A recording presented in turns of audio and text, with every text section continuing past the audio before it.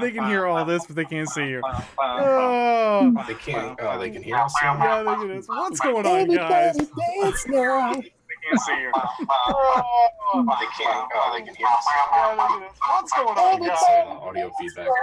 Yeah, that's not on my end. What the frig? What's that? Welcome, everybody, to Save or Dice. My name is Cody with Taking20, and as always, we have our magnificent bastard Jim Davis from WebDM. We have Jonathan Pruitt from WebDM. We have Andrew Armstrong from DawnforgedCast, and the one and only David Friant from Nerdarchy. So, before we jump into tonight's game, I want to quickly let you guys know, last week, I'm really sorry that we had to cancel the game. I got the flu and strep throat.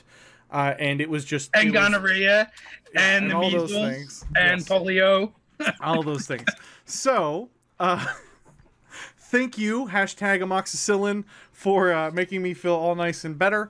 And we're ready for tonight's game. Before we jump in, we want to give a huge shout out to all of our sponsors. So, our game is presented by ThinkGeek. You can check out a whole bunch of stuff down in the panels below and in the description box on YouTube.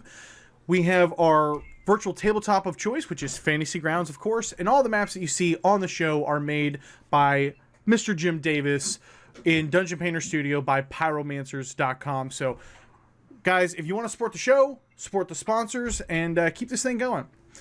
With no further ado, I am going to pass this over to the one, the only, Jim Davis. Well. How's it going, gamers and viewers and everybody? So we are approaching the tense and hopefully victorious climax of our little adventure here, and hopefully Oliver's paranoia and panic is not going to prove to be anything more than figments of his imagination, and that everyone will survive and have a happily ever after this run-in with a demon. So we left off last week with our party openly mocked by their enemy. He called you out, and everyone in the neighborhood could hear it. The luminary Krotos, the hobgoblin pyromancer, found impaled upon a beam in his house as it was burning down, and the villain flew away in a fit of sort of smug confidence. Just, you can't stop me. And so we find our heroes in the streets. Ash raining down on them, the heat of the fire combating the cold winter's chill that set in over the neighborhood, and we'll pick it up there, gentlemen. So Joego very broodingly is like slapping that beam that Krotos was impaled on in his hand. He thoroughly and firmly is going to shove this right up the demon's ass. All right. Because you're still on the rooftop, and it like flew away from you as you were climbing up there, and you can see it disappear into the distance, like literally disappear. Come back, you coward!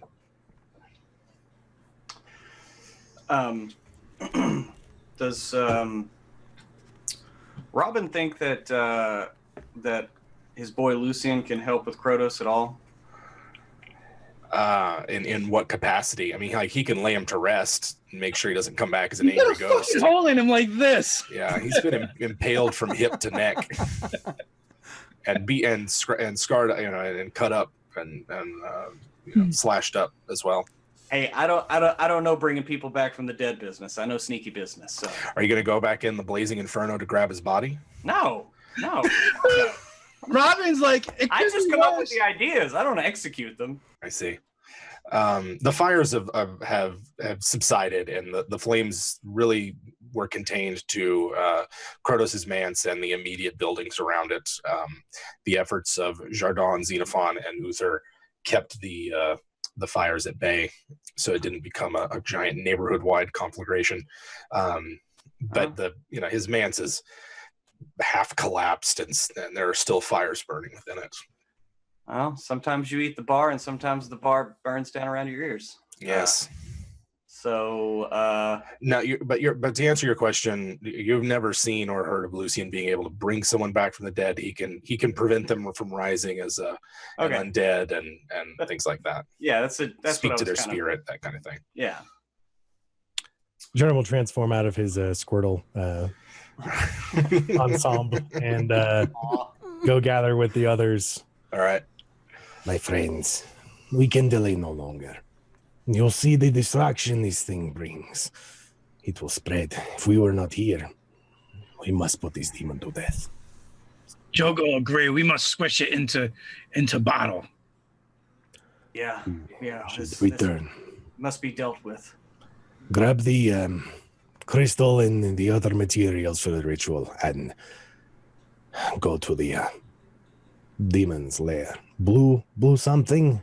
The Cerulean Rose. That's it, yes. Yes.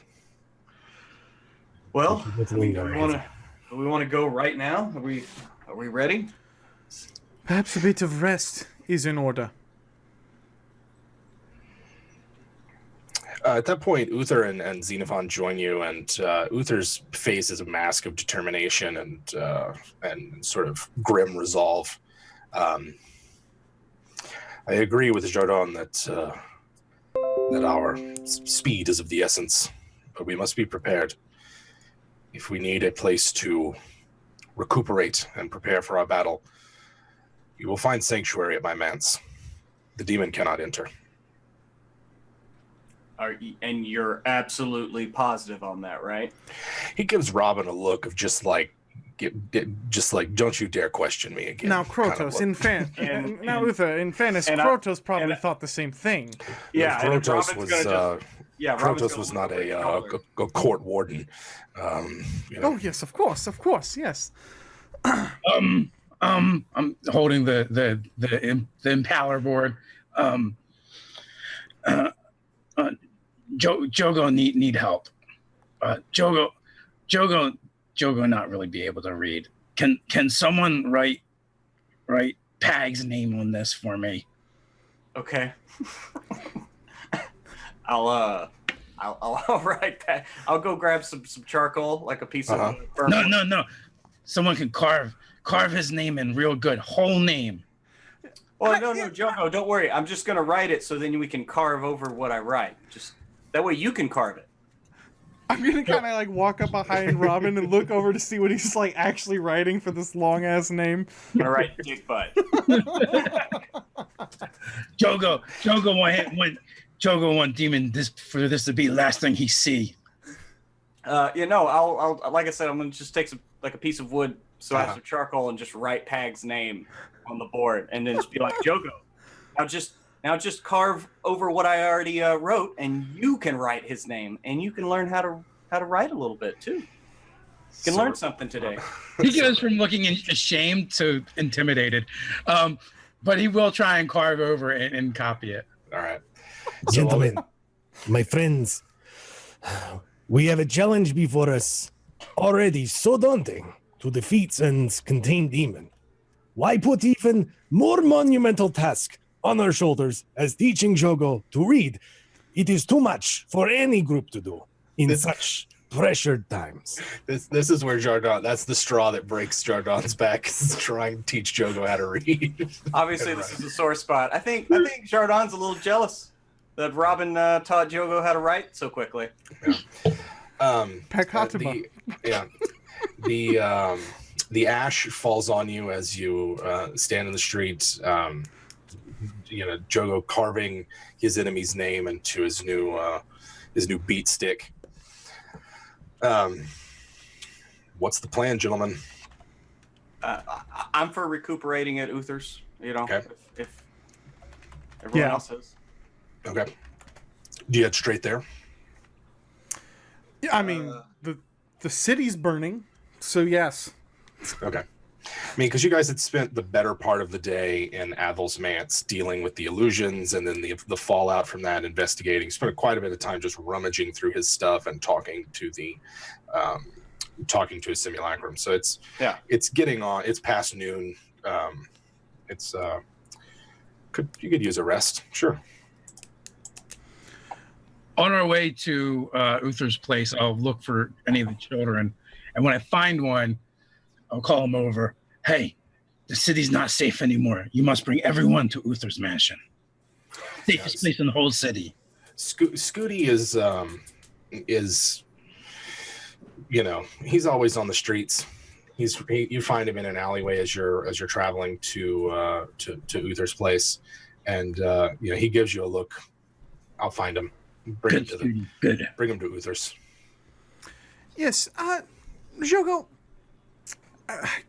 Perhaps we could use the kids to round everyone up. Yes. The whole city in Uther's place? No. Send them off, to bring our troll friend and Ostilian if we can find her. I don't think she's here, right?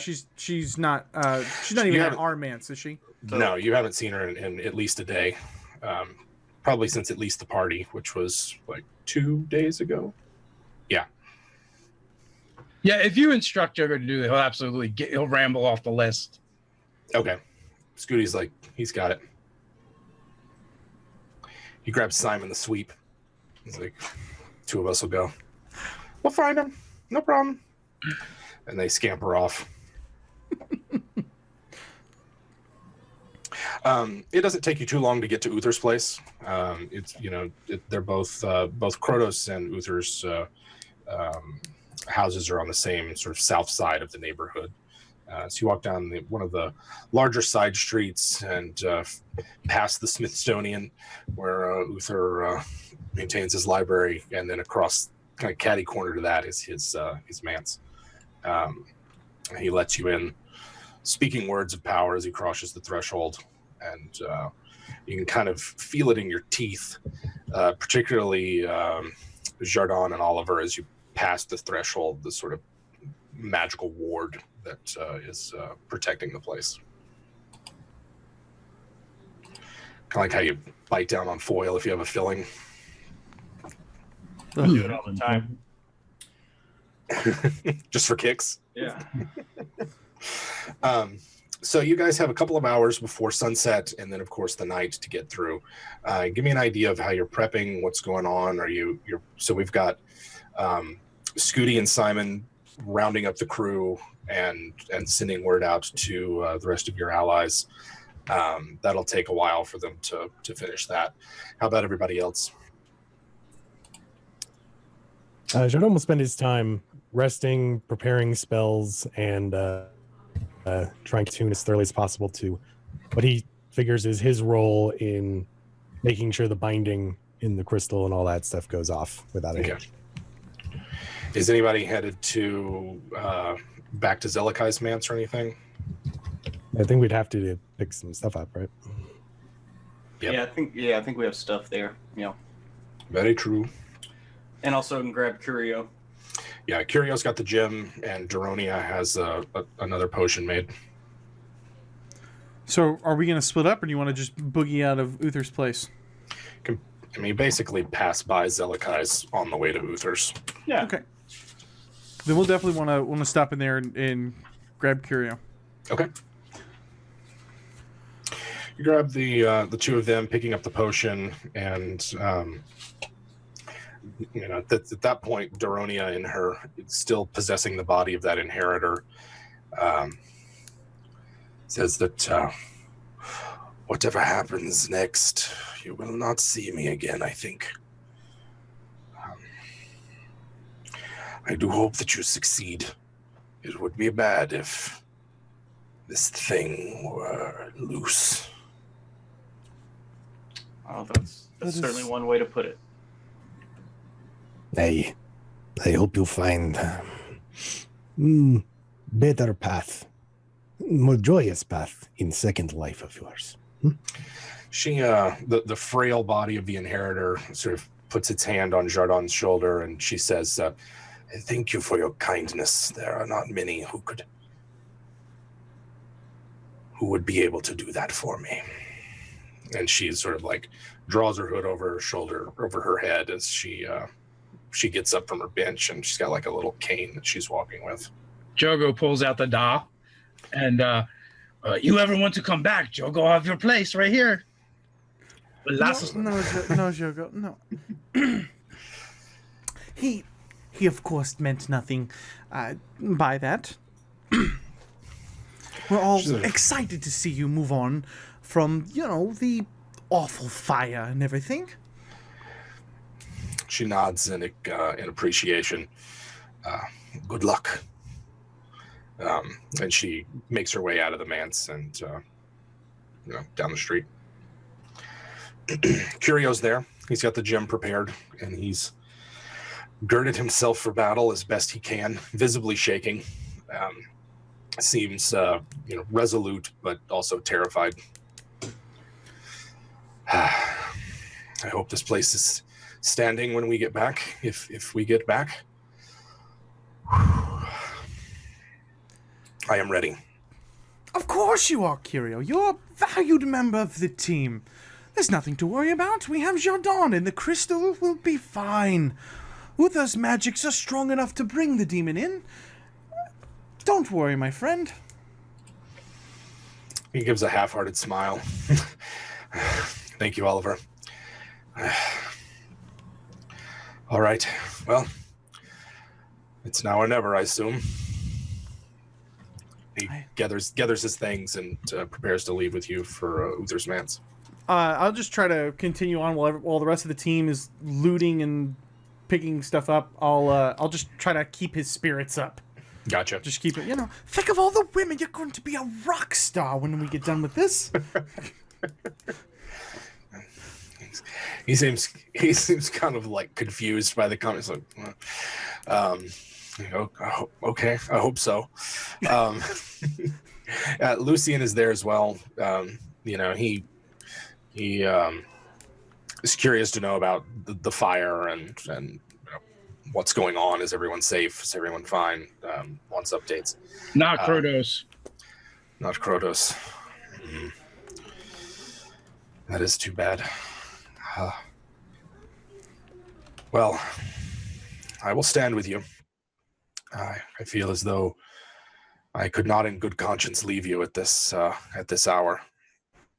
I don't know how much help I'll be, but I will be there. And he himself is also preparing himself for battle and preparing himself for what may or may not be his last days. Curio will do well. He is stronger than he knows. Joego, watch out for you. Thank you. With that, Curio and Lucian are ready to leave, and they've locked the place up and are ready to depart. All right. Okay. Well, guess we'll head over to Uther's then. So then you make it to Uther's, and you feel the power of his ward that protects his mansion. It's like, right there. So I assume we need to go over a plan. I mean, it seems like a plan might behoove us to have one. Sure. Because they've always gone so well for us in the past. Right. Yeah. You want Joego to help come up with a plan? Joego got lots of plans. I would love to see what Jogo's plans are. Do we know of any connection that the Cerulean Rose has to the sewers, Jardon? Yes. Jardon is familiar with that part of the sewers and knows where there is where it connects with the basement to the Cerulean Rose. That could be a good way in. Absolutely. At some point, Uther and Xenophon disappear, leaving the four of you in basically guest quarters. They don't disappear. They don't ghost on you. They're just like, we got to go get ready. We will return, at some point to formulate a plan. Okay. But so you're given basically what were some actually really nice rooms and sort of a common area to hang out in. There's food and drink and comfort. It's very comfortable. It's nice and cozy and warm. Maybe for a brief moment, forget the troubles of the outside world and just kick back, have a drink, sit by the fire. For once, Joego is not raiding the kitchen. He's kind of brooding. But he does probably go to the kitchen because that's where the best stone's going to be. And because he doesn't really know any better, he's got his board and he's trying to put a point on it just by scraping it on the stone. Probably by the hearth or something. Yeah. So I would like to interrupt him there and ask to use to take his board away for a little bit. In order to do some stuff to it. Okay. Whoa. So hey man, family friendly content here. Oh, cool, so guys. I would like to. Here's my idea. Leave Joe's wood alone. I'd like to use one druidcraft to make his words look nicer, and then imbue his ring, the ring of spell storing. Instead of a polymorph, we're going to put in a 4th level flame blade spell. And I know it's a blade, but maybe if I could do an arcana or something to make it so that he can flame blade his big stick. Gotcha. Yeah. That's definitely doable. You can alter the spell so that it matches the beat stick that he has. Okay. I mean, I do see, like I said, I think I mentioned last time, I do see Jardon as knowing a bit more about just arcane magic in general, given the environment that he grew up in. It's kind of hard not to. Seeing the cast-off remains of all those spells and experiments down in the sewers. Right. So you should be able to, as a bonus action, evoke the flame and do an extra 46 fire damage. When you want. Jardon, make Joego's board really strong. Thank you, Jardon. We're gonna make Pag pay. With the And we will flames keep that everyone here safe. Yes. You will crush him. You are very good at this. I am excited. Scared. Eager to be done. And then we have our cooking. You'll remember our cooking. Yes. Yes, we feed everyone. We make good meal, good dinner. I hope so. Could maybe we even do a picnic? Picnic. Ooh, a picnic. Yes. Picnic for tomorrow. At some point, one of the servitors that exists here, that you see around the place, one of the magical constructs, sort of approaches you while you're sitting in the common area and announces in the voice of Uther that you have a visitor. Oh. I wonder if that's I wonder who that is. Maybe Yavo? Does he have red hair and look like a demon cat? No. Then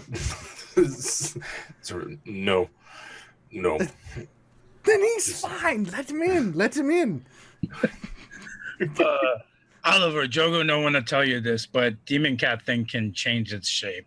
I'm teasing, Joego. He does have a point. I imagine Uther's going to take care of this, yes? Yes. And not long after, you see a Hostilian enter into the common area.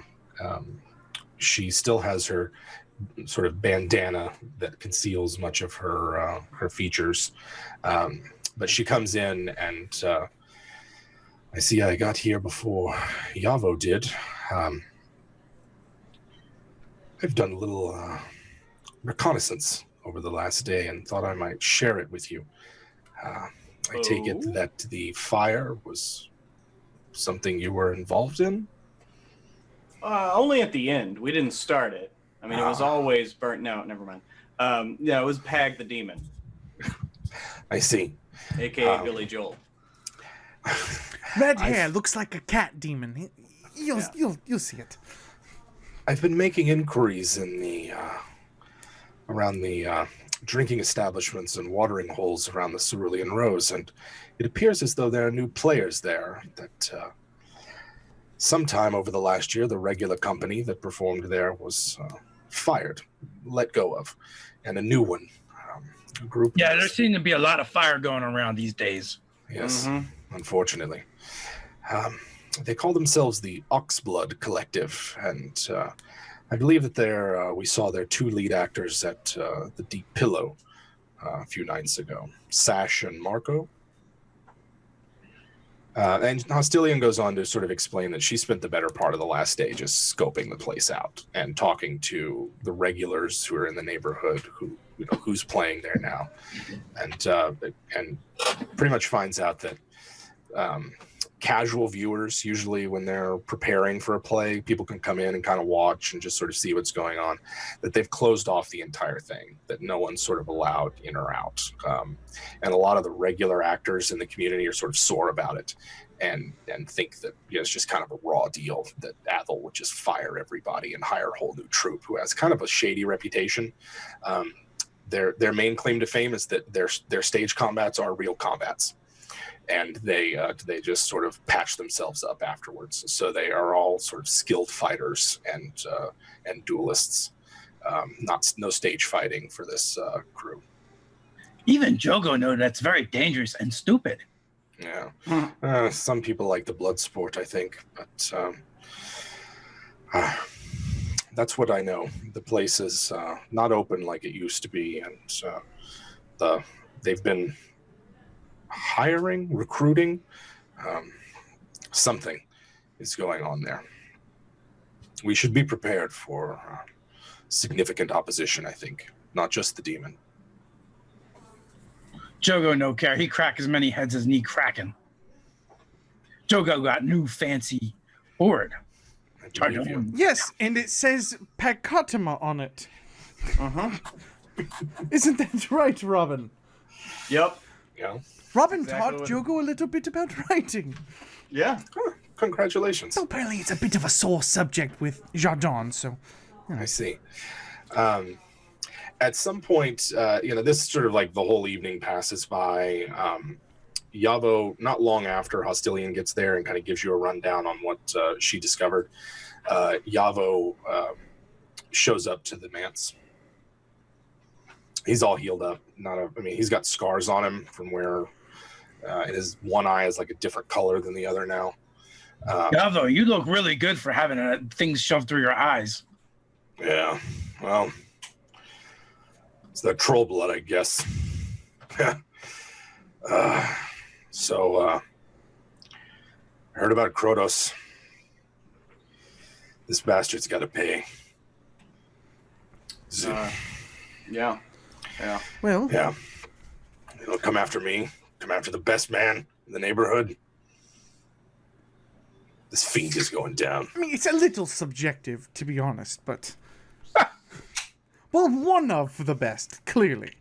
Krotos was an honorable man. And he's a good fighter. Always treated us fairly. Well, I'm with you. What's the plan? I believe we were waiting on Jardon to come up with a plan. At least that's what I was doing. Joego got plan. Oh, Joego has a plan. Let's hear Jogo's plan. Joego is going to stick this board right through Pag. See? He's bad. Simple as that. No worries. I like that plan. I got a proposition for you. I pulled together the rest of my crew, what's left of it. They're out for blood. And I don't have as good of a reputation as you guys, and I think that we can lead the frontal attack on this place. I don't care if we get seen in the street fighting and, what comes of that. If you guys want to sneak in the back, we'll create a distraction for you. Okay. I think Yavo could be very distracting. Yeah, I think if we do that, though, we should maybe have a couple of your guys dress up like us. I don't know. Not above a little deception, a little subterfuge. Maybe if Pag doesn't look too closely, he'll think that we're assaulting the front. And we can sneak in through the sewers. I think Yavo is going to have to dress up like Joego. No one else in his gang is as handsome as Joego. Yavo. Yeah. Yeah. It's handsome. He nods to Hostilian. She's with me, and I got 9 in my crew. But like I said, we take the front, cause as much ruckus as we can, and then we'll meet you up inside. I'll lean into Yavo. Mhm. She got something wrong with her face. Was there an accident? Joego wants to hide sometimes too. He kind of like looks down and kind of like looks at Joego. Well, I think she just doesn't want anybody knowing what she really looks like, so they can never quite be sure who she is. She's a hell of a spy. Joego kind of feel like that too sometimes on the inside. It's all right, Joego. I think maybe we all do. You know, this is a great plan, Yaro. This really is a great plan, and by all means, using your crew to mop up any of the excess players in this particular theater stage, if you will. That's nice. But alternatively, we could have Uther go in and throw a couple of big fireballs around, and then all of us could team up against the demon. I don't know what exactly it will take to get it inside of a crystal, but having a lot of targets in that particular stage of the combat might be beneficial. Zelikai's journal had instructions for how to use the crystal. So that sure, I know that we know. Gotcha. I have no clue. Gotcha. Not something I read. Now that sort of everybody's here, Uther and Xenophon remake an appearance and kind of lay out what it is they can do. Uther's a little weary of throwing around a lot of destructive magic in an enclosed space and doesn't want to risk bringing the whole thing down and having Pag escape, but he's got it prepared just in case. He can drop a couple of fireballs if need be. The two of them, Xenophon will hang back and sort of be a reserve / second wave, whereas Uther pretty much, he shows up and he's like in half plate with a giant warhammer, and it's all ruined out. They're sort of like covered in hundreds of tiny little intricate runes, and he seems like he's ready to get stuck in melee and go toe to toe. Ooh, Uther, really snazzy dresser. Yeah, well, I wasn't always a retiree, relaxing and enjoying the fruits of my labor. I was young once. And then Xenophon is in his customary cloth of gold and skull cap. Not quite as well armored as Uther. So the two of them are, they'll spend the night continuing to prepare themselves, and basically just let you know they'll, we can support you with spells and magic. We can use our magic against what creatures are vulnerable to it. But this thing is slippery, and most of our attention will be on preventing it from overwhelming us and trapping it once it's vulnerable. Are we worried about as far as its mobility? Do we know the extent of its powers? Like, can it teleport? Can it? Uther responds, and anyone who's read Cadrix's book knows a bit about the demon itself. It lacks the ability to cross dimensions. One of the many reasons why we summoned it here, but it is quite mobile and fast in a fight. It can easily overpower any one of us, perhaps, and deal lethal wounds to us. We should not fight fairly, nor will it. Most of its magic is meant to deceive, to trick, or to dominate others. Okay. I will prepare what I can to make sure that we keep it in place and Joego can impale it properly. Yes. And can be done with this. Yes. Good plan. But they listen to Yavo's plan, and if you guys are have reservations or want to change something about it or do something completely different. You know, they see this as a joint effort. They're willing to kind of hear other opinions.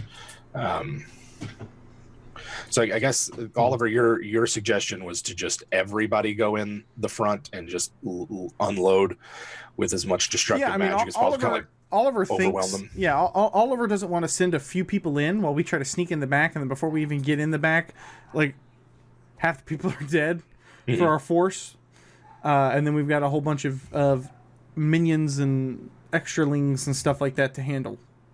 Okay. Force meet force. That's kind of what his plan is. Gotcha. Okay. So everybody go topside. Carry a the bigger front. stick. Okay.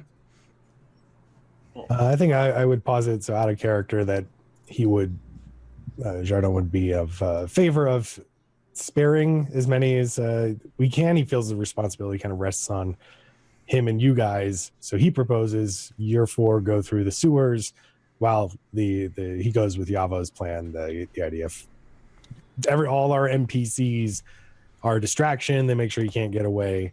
They support at kind of very distance, but us four are the ones who's going to do the good stuff. Gotcha. That's his proposal. Okay. So I understand, like, all the NPCs acting as a distraction, and then the another force slipping in and yeah, I mean, Yavo with Xenophon and Uther is pretty potent. Yeah. That's like 11 3 spellcasters plus a troll, basically. And they aren't saber dice, so they can stay outside. We do Very not have true. plot armor, sir. We're taking it off so that we can go in and be the stars of the show. Yeah. Yeah. So here's what happens. Okay. We send all them in, and they go topside while we sneak in the back, and then they get dominated. And then when we finally get there, they've doubled us up. I mean, the idea is we would do it at the same time, so hopefully we catch them off guard. Have you seen the Battle of the Bastards?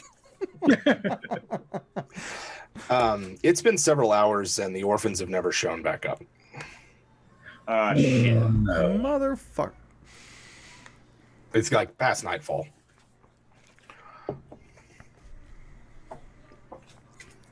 Yavo, Wait a minute. Yavo showed up, but the kids never showed back up? Yeah. did you talk to Scooty, Yavo? Nah, Hostilian's familiar sent me here. Oh, no. No, I haven't seen any of the street kids. Joe's got to find them. Okay. What does Joego do then? Wait, how did Hostilian know we were here to come here?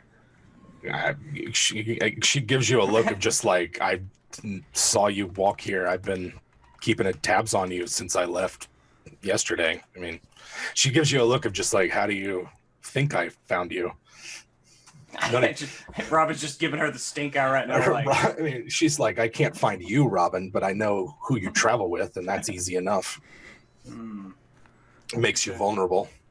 Joego is heading for the front door. Okay. Jogo's heading for the front door. Joego, just a moment longer, please. We don't want to rush out into anything brash. They should be here by now. It's too I late. agree. We'll leave in just a moment, but we cannot leave. We must stay together. Joego, we must stay together. Surely you understand that.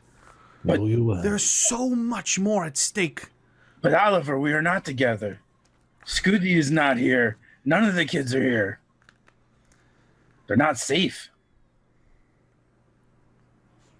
I look back at Jardon and Robin. Even express concern and offer. He's got a new powerful ability of sensing out the kids if you want him to spend his 4th level slot on that. How about you conjure woodland beings? And send them. Gutter fairies. Gutter fairies, send them out. Then the gutter fairies don't return. Then we're all stressed out because the gutter fairies haven't. Everyone we send doesn't come back. all right, I'll go. I'll be right back. We got to locate creature. Yeah, Robin is inclined to go with Joego, actually. Okay. I mean, Sorry, the these two are of the y'all kids. move the fastest. I mean, that's like our whole shtick is we're all together for the orphanage, and then These and are the then- kids. Yeah. And of course, he would use the kids against us. Damn it. All right. Is Jardon casting locate creature? if they want, if the group is, that's a big expenditure. I think it would be in character to do so. I think it would be in character, yes. Well, I mean, technically, isn't this the night before we were planning on going to attack anyway, right? Correct. You guys have not rested yet. Yeah. Where- Can Curio or Uther cast this magic? Let's see if they or can Ostilian cast this magic? She's an NPC. Yeah, I mean, Curio can't, but both Uther and Hostilian know a variant of the spell. Steele, Uther, you help find kids? They should be back by now. They're little, they're small, all by themselves out there in the dark. Yeah, Uther retires to his sanctuary where he has where he keeps the materials necessary for this kind of magic. And Hostilian whips out a mirror and starts performing some divinations. Joego is pacing back and forth between the two positions. Her with the mirror and him and wherever his sanctum is. Mhm. And he's like, Joego could go look, but maybe it's faster if they look in the mirror and use the magic, but Joego could run fast. Joego don't know. What if Joego goes and they come back? Joego, I promise we will find the children. Everything will be fine. And then you're going to Hostilian take that stick and shove it so far up Pag's ass, he'll fucking... And Hostilian shows you an image in the mirror of the governess of the orphanage lying in a pool of her own blood with something written on the wall. Oh no, Joego never liked her, but this is bad. Son of Now Uther comes back and I can't find them. what was written on the wall? What does it say? She adjusts her mirror, and those of you who can read, it says, "I'll see you soon," in blood written on the wall. How big? Joego think he knows How big? And Jim, here's why I'm asking: is it just her blood, and that the kids are alive, or is it way more? Like, is it? Oh, that's massive? not like it's not like It's a wrap around the orphanage, actually. Like it's all? Is it all the kids' blood, or is it just a little bit from her? it looks like it's just the governess's. Did he say bloody? It's spelled out on the bodies of orphans. Right, it's spelled out in the bodies of the orphans. Yeah. No, nothing that. Oh, that good. goes- Good. Don't think I didn't. I it didn't kind of cross feel our like a minds. demon would just kill the kids, but No. Why kill them? Why kill them away from us when he can wait till we're there and kill them in front of us? also true. But he has a lot of kids. Son of a So bad. bitch. Thankfully, he did not watch Deadpool. Demon is not kidding around. Yeah. Joego really don't like this. So there's that. It's dark. The night is cold, and And full you of find terrors.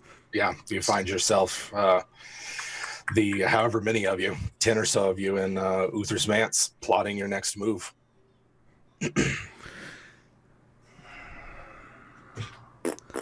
Well, we set out right away and not be rested, but maybe rescue chance improves or hope that the kids are resourceful. Okay. I mean, I'm not down any hit points or anything, so I could leave right now. I don't know what everyone else is at spell slot wise and all that, but I mean, both Uther and Xenophon do not have a set of battle spells prepared. They started this morning with more, a different menu of spells prepared, and they would both like to have to be prepared in that respect. Although it will be a tense night, they agree. Yeah, I'm down all 3rd level and 4th level spell slots. Same with Oliver. Yes. Yeah. Not all 3rd. I'm gonna stroll up to Uther. Yeah. This is your fault. You did this. You did this. Their blood is on your hands. And now we can't even go and save them right now because we have to wait for you and wait for us to rest and prepare. If those kids die, you will have more than the demon to contend with. I don't give a shit how powerful you are. He meets Oliver's gaze. That is fair. Hopefully tomorrow we will resolve this once and for all. And he just he gives Oliver, he meets Oliver's gaze and then turns and walks back to his sanctuary. Joego, we cannot go tonight. Joego will understand tomorrow. And Joego's going to go in the corner and brood. Okay. How do you guys pass the night? You just hear Robin all night sharpening his magic daggers that can't really be sharpened. Just Joego goes through the Conan sword routine all night with the board. Nice. Figuring out the riddle of steel or wood. Yeah. Jardon and Oliver. Crystal tunes and meditation with little sleep. All right. Oliver will just walk and pace and play his stringed instrument and try to calm everybody's nerves tonight. Okay. At some point, Hostilian disappears to somewhere else in the mansion. And Yavo says, he's going to take off shortly before dawn, gather my crew. I can meet you there, meet you here. But I think we probably should all travel together if possible. He's kind of like thinking out loud for a minute before telling Joego that I'll see you soon. It'll be an honor to fight alongside you. Yeah, we will get him real good this time together. Yeah, he gives you one of those handshakes, one of the arm grasps. Yeah. Joego's telling him to pull him in for a hug. All right. It's tough because he's got metal underneath his skin. He's not pleasant to hug. He's not a pleasant hugger. A firm embrace. Mm-hmm. Never heard that before. Uh-huh. Yavo's ridged for your pleasure. He puts on a dull gray helmet and heads out into the night. He gives Joego a look. Heads out the front door. He holds up his pot. Yeah. The morning breaks with dim light and a heavy sort of frost all over everything. Yavo and the rest of his crew, including those that you guys managed to rescue from the Illithid's grasp, are Canadian Drew. are waiting. It all looks like the beginning of like Gangs of New York, right? They've all got like spiked knuckles and truncheons and great big savage daggers and whatnot, ready to go. Uther and Xenophon come down. Xenophon is wearing a golden mask that's covering his face. Otherwise, the two of them are ready for battle. Lucian and Curio are as rested as they will be. And Xenophon, I don't think that's going to help. I think Pag already knows who you are. It's has other uses, Joego. Thank you. It gives me sight beyond sight. Damn. Oh, Fucking ruthless. There you go. If you're ready, so let me make sure I understand you guys. All of the NPCs are leading the frontal distraction, while the four of y'all are going to use Jardon's knowledge of the sewers to enter in the back way. Do I understand you correctly? yeah. All right. Yeah, we're Awesome. gonna follow Jogo's lead on this. Whatever he thinks Okay. is best. All right. In that case, the frontal assault crew make their way to the theater district in the Cerulean Rose. They will let you know when they're ready, and keep in touch. In fact, Uther hands Oliver a stone with a simple rune on it. You can use this to communicate with me. By the way, if everybody's okay with it, I was going to take the potion of heroism. Oh yeah, there is a little bit of loot that Robin uncovered. We going to quick. Who gets what? Maybe one of the potions of greater healing. I don't know. It's up to y'all. Yeah, we have a potion of fire breath, potion of heroism, 2 greater healing potions, scroll of protection from fiends, and one scroll each of dispel magic, sleet storm, hypnotic pattern, and major image. So I don't see Joego reading any scrolls or stopping to heal himself in battle. Okay.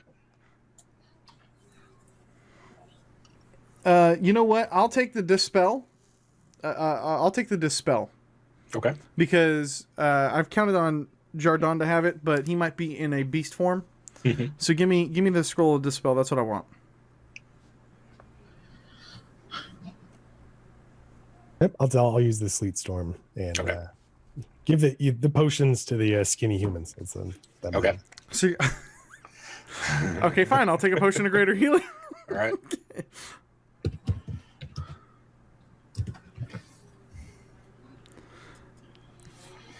And heroism, fire breath. Anybody? Anybody want fire breath? I was going to take the heroism. Okay. I'll take the fire breath. There Okay. you go. Full Come bow. on, dude. Yeah. Oh, that's a good one. Yeah, turn into a Snapping fire-breathing turtle. Yeah. Fucking Pokemon over here. So I have a bit of a plan. When we get close to Pag, I can use my magics to take Joego right next to him, whether he be floating or not. Knowing whether my target is an illusion might be a bit difficult, but if we were, say, invisible when we approached from behind, I could make Joego and I invisible, and then dimension door right next to Pag. Joego could, even if Pag is flying and floating in the air, perhaps Joego could drag him to the ground. Okay. Oh, maybe you could just hit him with the door. I seen it happen in a bar fight one time. It worked really well. I plan on hitting him with much more than the door, but Well, I don't That's a think great his plan. dimension door has the proper dimensions to hit with the door. So yeah, there's that as well. But what do you say, Joego? Joego do that. Joego likes the Oliver plan. You get me near him, Joego smack. We might plummet a few feet to the ground, depending on how high up he is. Be prepared for that. Jogo's good at grabbing people. Joego pull him with him. Perfect. Just gonna, like, yank him to the ground. And that's it. That's how we take out the big bad evil guy. Detour the fucking barbarian next to him, drag his ass to the ground, and pommel the fuck out of him. well, hell, Jardon could be in a smaller form in Jogo's pocket and That's turn very into true. a turtle. Oh also. my god, yes! I'm saying. so happy this has already been made. Yeah! There you go. If you don't do that tonight, this whole thing will be considered a yes. failure. Yes! I agree. Dude, fucking put him, be in Even his better pocket, is just roll the fire Joego will breath him. shove the tiny critter down its throat, and then he could wild shape and do that. Yeah. So the final question I have is, who has the potion that can detect shapeshifters? I guess I need one. Is there only one? Correct. Oh, shit. Okay, Who so wants it? who would be the best? Well, I figure we're gonna whittle him down, and then my character's role would be the binding ritual. So he'd be in Robin? whatever battle way. At least Robin could call out which one is real and which one is fake while you're Sure. in wild form. That is true. And yeah, I mean, my mind is protected to an extent But my body, from him. my body. It's true. Okay. So Robin has the potion that Daronia made. Yeah. Sweet. All right. The frontal assault team is, you guys have split up from them. Then it's the four of you. As you get closer to the theater district, you enter one of the many entrances to the Undercity, the sewers and cellars and old basements that connect a great deal of the city to each other. And now you're basically, this is your turf, Jardon. You know the way pretty much without, needing to really try at this point. Let's move quickly. Yep. Yeah. You move quickly through the Undercity and make your way towards the theater district there. As you get closer to where the entrance into the basements of the Cerulean Rose is, you sort of catch the faint whiff of bad air underneath. You're in tight moving tunnels. They're sort of old. This is not a functioning part of the sewer anymore. There's all the cisterns are dry and the little water channels haven't been used in some time, but you get the smell of just like something foul up ahead. We should keep our guard. He might have disposed of the previous actors down here. Well, Jardon is very familiar with smells in the sewer, so could he identify that? Yeah, a lot of the times that just old magic, the byproducts of alchemical experiments, things like that, just creates pockets of poisonous air. Not uncommon, but they're often difficult to predict. And if you don't know what to smell for, they can catch you off guard. You suspect it's something like that. So conveyed. Let us approach cautiously. Okay. As you make your way down, you enter in sort of the tunnel sort of widens out into a small room, and there are then 3 different tunnels that fork off of this room. All of them lead in roughly the same direction, and you know that each one of them will eventually get you to where you're going. They just kind of split up. But in the tunnels ahead is where you can see a sort of yellowish green vapor rising up from cracks in the floor and between the bricks. It's creating the smell that you done smelt. Can I take an arrow, cast light on it, and fire it down there to see if we can't get a better look as to what's going down there with the hallway with the vapors? Sure. Shoot the arrow down. The light illuminates it. You can tell that the poisonous gas in here is thick. It's difficult to see more than a few feet into it, but you can tell where the arrow is. That it extends at least 20 feet. The gas does. Beyond that, it's difficult to tell. So, clearly not that one, yes? Well, how long can you hold your breath? More than 20 feet, certainly. I can disperse the vapors if you think that is worth expending the magical energies.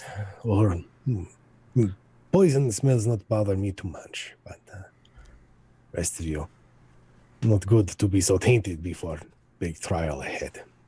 I mean, I agree, unless there's some reason that we must go down this way. Well, if we can go around it, then we'll do that, of course. Yeah. I mean, that's what I'm saying. It's in the direction where you're headed, sort of between you and your goal. But you did say that all 3 of the hallways would get us where we needed to go? It would just take longer? Mm-hmm. Jardon, if we go around this, how much time will we lose? I don't... could we maybe go about a bit brisker to make up the time? Or is this a significant setback? Not a significant setback, but it will add time. The risk right now is that the assault, the frontal distraction team would be spotted or might get antsy. I don't know. But they're professionals. They'll wait for the signal. We can't miss the assault time. No, I say we hold. I'm all for holding my breath and just moving quickly. Okay. Does it look like a wind would disperse it in a? Yeah. Like I'm sure how vaporous pockets before. It would just. Yeah, you've encountered this kind of thing many times before. A gust of wind or something will disperse it. Is it flammable? It does not appear flammable. Most of these things aren't necessarily flammable. All right, I'm willing to blow it away and. You gonna blow that spell slot? Yeah, that's all right. You clear the tunnel. The gas dissipating with your gust of fresh air that you blast down the tunnel, and now that the obscuring smog is clear, the light spell on Oliver's arrow illuminates the way, and up ahead of you, you can see where the particular tunnel that you're in intersects with a much larger tunnel. And Jardon, you know that it's at the end of that large. Take a left here and then a right at the next chance you get, and you'll be at your destination. Okay. Well, we'll make our way there with great haste. Okay. I need Robin. I'm guessing you're up front because you're ready to run through the poisonous smoke. Anyway, I need Robin to make me a perception check, and then whoever's behind Robin and next in marching order to make me a perception check.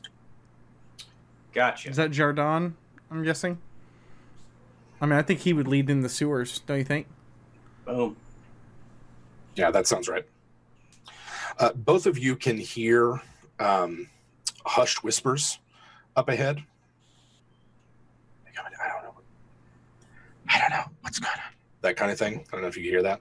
I'm gonna kind of throw my hand up to tell everyone to kind of hold off, and kind of point in my ears and point ahead, and I want to start sneaking and sneak forward to try to get a better look at what is making that noise. Okay, go for Shadows wind their way around you as you move away, and I'll have a pass without trace. it. Okay. Okay, well, I got a 26 before that, so that's a 36. So I just melt into the shadows. Right. Robin ghosts out of here. And it sure enough, take a left and then the next right. And there is a short hallway. The construction on it is much different than the construction in the surrounding tunnels. And at the end of it, you see a sturdy wood and iron bound ladder leading up about 15 feet into a trapdoor, and two humans, maybe humanoids in kind of like they're sort of wearing clothes it's all right to get dirty in, right? Coveralls, that kind of thing, are standing there underneath it, and one of them is holding something in his hand that's attached to the trapdoor. Looks like maybe a string or a rope or something. They don't appear to have seen you. Does it look like there's tension on the rope? Yes. Like, as in, okay. Okay. So I will quietly slink back. And back to the party and relay that information. Mm-hmm. Pretty sure one of them has a dead man rope. So if he drops or something, something's going to set off. So that's going to be an important aspect of this ambush, is not letting that rope move. Joego can pick him up. Well, no, Joego. We don't need the tension to change on the rope at all, because it will probably tip off whoever's up in the theater. I could make you invisible. Could you slit their throat? Well, I mean, there's two of them, so that's the thing, is I can go after the guy who has the rope and take care of him if somebody wants to make sure that the rope doesn't move. And then someone else take out the other guy. I have an idea. From a range. What you got? I have an idea. I could introduce them to the Stalker of Nezra while you are invisible. It is a spell I certainly am capable of concentrating on. I'll create a bit of a distraction. It will be loud. Well, I don't want All to we tip can do them off at all. silently. I don't want to tip them off at all because they're already expecting us to attack. So any kind of anything, and they might alert those upstairs. You know what I mean? You following me there? I do. What do you I can propose? keep the door from slipping if it happens. Yes. Yeah. Okay, so Oliver, can you take care of the other guy that's not that doesn't have the rope? I can sneak up on the guy with the rope, and then Jardon, you make sure that the rope doesn't move. Yeah. Let us be quick about this. Yes. Okay. So you just want me to snipe the guy? Yeah. Try to snipe the other guy, and I'll try to take the guy out with the rope. Okay. So, do you need another stealth roll to sneak back over there? Yeah. Let's. You guys spend a couple minutes discussing your plan. Give me some new sneak rolls. If you're within 20 feet of Jardon, you get that pass that trace bonus. Huzzah! Nice. Yeah. Exact you guys same. are utterly quiet. And Jim, I'm going to go ahead and on the way, I'm going to go ahead and drink the potion of heroism. Okay. Just to give myself a little extra something. All right. That gives you, I believe, some temp HP as well as the effect of a bless spell. Can't remember how long it lasts. An So hour. An do you want me to make you invisible or not? No, I mean, I just got a 36 for my stealth roll. Okie dokie. I can I mean, try how to do you go want for a... stucking its stealth with a 22? So. Right. Yeah. That's the worst roll. I love Pass Without Trace. What a great spell. It's way overpowered. It's ridiculous. Oh, it's perfect. It's perfect. Okay, so gonna sneak back up. Okay. So you're both are sort of like right there at the corner. 20 feet away is, or sorry, 15 feet away is the ladder with the two guys standing in front of it. Let me know when they don't seem to notice that you're there. Yeah. So I basically just told Oliver as soon as he sees me move, if he can see me move. When you see me move, I never saw you move. To go You for the didn't guy. move. You didn't move. Yeah. So yeah, I'm gonna go after the guy with the rope and try to cut him down as quick as possible. Okay. I'm not even going to bother to roll initiative. You guys can take your actions, and if they survive, then we'll see what happens. So that's going to be You're attacking from hidden as well. I am. That's much better. So so it's a 22 to hit. 22 to hit. All right. On that first hit with the How shake about damage. Oliver? Chikow. Pow. Chikow. There it is. Oh, there we go. Finally a crit, right? There we go. And then there's that one. And then there's that one. All right. So you guys, Robin comes around the corner, and you're what? Throwing your dagger, rushing With up an extra there. of that. No, I'm rushing up on him and trying to stab and kill him. You're rushing up there with him, and he doesn't really, he barely has time to react or do anything as you just sort of appear out of the darkness and rush at him for 18 damage. You just kind of like do one of those, grab him and stick the knife right up into his ribs, and then right behind you, right over your shoulder, comes Oliver's arrow, which Both arrows. both arrows. That's right. Crit. What do we got here? Let's say 13 here plus some other damage. That's your second attack. Yeah. You stab your other If it dagger matters. into his. It does not matter. Yeah. The one that Oliver shoots sort of like gurgles back as the arrow hits him right in the upper chest. It sort of like stumbles back against the ladder. Oliver's got his, or Robin's got, you got yours with both of your daggers sticking up in it. The tension's still on the rope as you prevent him from falling over or anything. Yeah. Just stab him and just be like, shh, shh. And then let go of the dagger and keep tension and grab the rope and keep tension on it and let him slip to the floor. Okay. The rope is tied to his wrist in a loose knot. Okay, well, I'll cut it. Okay.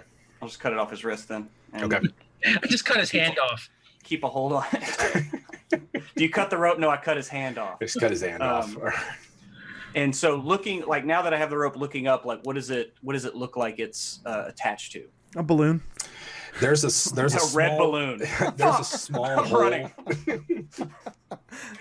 There's a small hole in the trapdoor that it looks like it runs up through. It's not attached to the door. It looks like it runs through the trapdoor. Right. Okay. Well, I will relay that information. Okay. Maybe you should tug on it. Well, Joego, that's we don't want to do that. We want to try to sneak up there. Okay. He puts his hands behind his back. So the four of you are now at the base of the ladder. What's up? I was just gonna say, is there room to kind of move the rope over without, disturbing it? There's not a ton of room. You could probably move it, a foot either way, before you'd mess with the tension on it. Could someone get up the ladder? Yes. Okay. Yeah. And through the trapdoor? I mean, not through the trapdoor, right? I don't know. You guys haven't really gotten up there and given it a good look. How? We could send Jardon in as like a lizard. Yeah. All right. It's a thing. Actually, Oliver, you take the rope right quick. I don't want to. Take the damn rope, man. Fine. The kids' lives are at risk. And yeah, if Jardon wants to hop on my shoulder, I'll climb up just so I can get a look also to try to look through the little hole that the rope's going through, or give a listen at least. There's so many ways it can go wrong. Getting up there and giving it a good look, this hole was made fairly recently. There's, new... This is the worst design glory hole ever. Right. It's just like, somebody just chiseled their way through this through this trapdoor. But it is designed in a way that you could open the trapdoor without disturbing the rope. It's less of a hole, more of a slot now that you get up close enough. So somebody threw that rope through that slot, huh? Mm-hmm. Gotcha. Okay. So Jardon, can Jardon fit through the slot there? It's too small. Maybe if you became like a tiny snake or something, but you'd have to move the rope out of the way. How about a cockroach? And Jardon, can you become a cockroach? I mean, can he not become cockroach? Yeah, you can go tiny. So sure, tiny snake or cockroach. We want the cockroach. So you want the cockroach? Sure. Yeah. You can squeeze Fifth through element there. that shit. Okay. How about a dung beetle instead of a cockroach? I think that's more appropriate. Sure. My guess is it's just a rope attached to a bell. That's my thought out of the game. Oh yeah. I just want to make sure there's nobody in the room. Climbing up there and squeezing through the hole, you see a tiny room. Share the map with you. It's dusty, cobwebs everywhere, the remains of some rotten boxes, as well as a door that on the west wall there. And do you actually climb into the room, or you're just kind of like poking your little dung beetle head above the slot? He'll climb in enough to get the full take of it. Yeah, if it weren't for the hole that's been drilled into the floor and the string running up out of it, it'd be difficult to tell where this trapdoor is. It looks like it's concealed from this side. And sure enough, there is a big iron bell attached to the ceiling. with the rope sort of tense on it. Could we like snip the rope to not so it doesn't, on this other side of the door? Would that disable it essentially? You'd still have to keep tension on it. If it looks like if there's no tension on it, it will swing back into its original position, thus ringing the bell. Start ringing. Yeah. All right. Well, he'll transform into something fat and heavy and kind of hold it in place and beckon the others. Okay. So that they should be able to move it, right? Gotcha. Okay. Yeah. So we're all going to climb up. I mean, So once I see him do that, then I'll be like, all right, let's go. And I'll open the trap door very tentatively. Joego, could you do me a favor? Could you carry this person upstairs for me, please? Okay. Joe will carry him. So he just like grabs him like a sack of potatoes. All right. Yeah, he's not that heavy. You can easily carry him up the ladder. So everybody got their tokens on the board yet? Oh yeah. I need to get on the board, huh? You guys, and you're not centering on the squares. It drives me crazy. Cody is slightly OCD. You sons of bitches. Is that good? Am I good? You're good. I hate you so much right now. No, All right. Let's see. I hope your kids never learn to read. Grow up to be a bunch of Joegos. All right. Here you are. The lot of you up in this room. There's a stout wooden door in front of you. I'm gonna listen at that door. All right. Give me a perception check.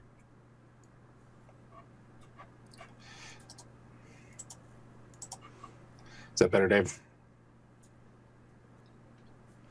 I think he's still loading in. Yeah, Are you still loading the map in? Yeah. This was one of the smaller ones. He's got that Jersey internet. It's that Jersey internet, man. Oh, that Internet. sucks. It's a Jersey thing. So I assume we can just take the body, wrap the rope around it upstairs enough to keep it taut. Sure. Yeah. That's it. Yeah. It's just Okay. a sack. Just a dead weight to keep the tension on it. That's it.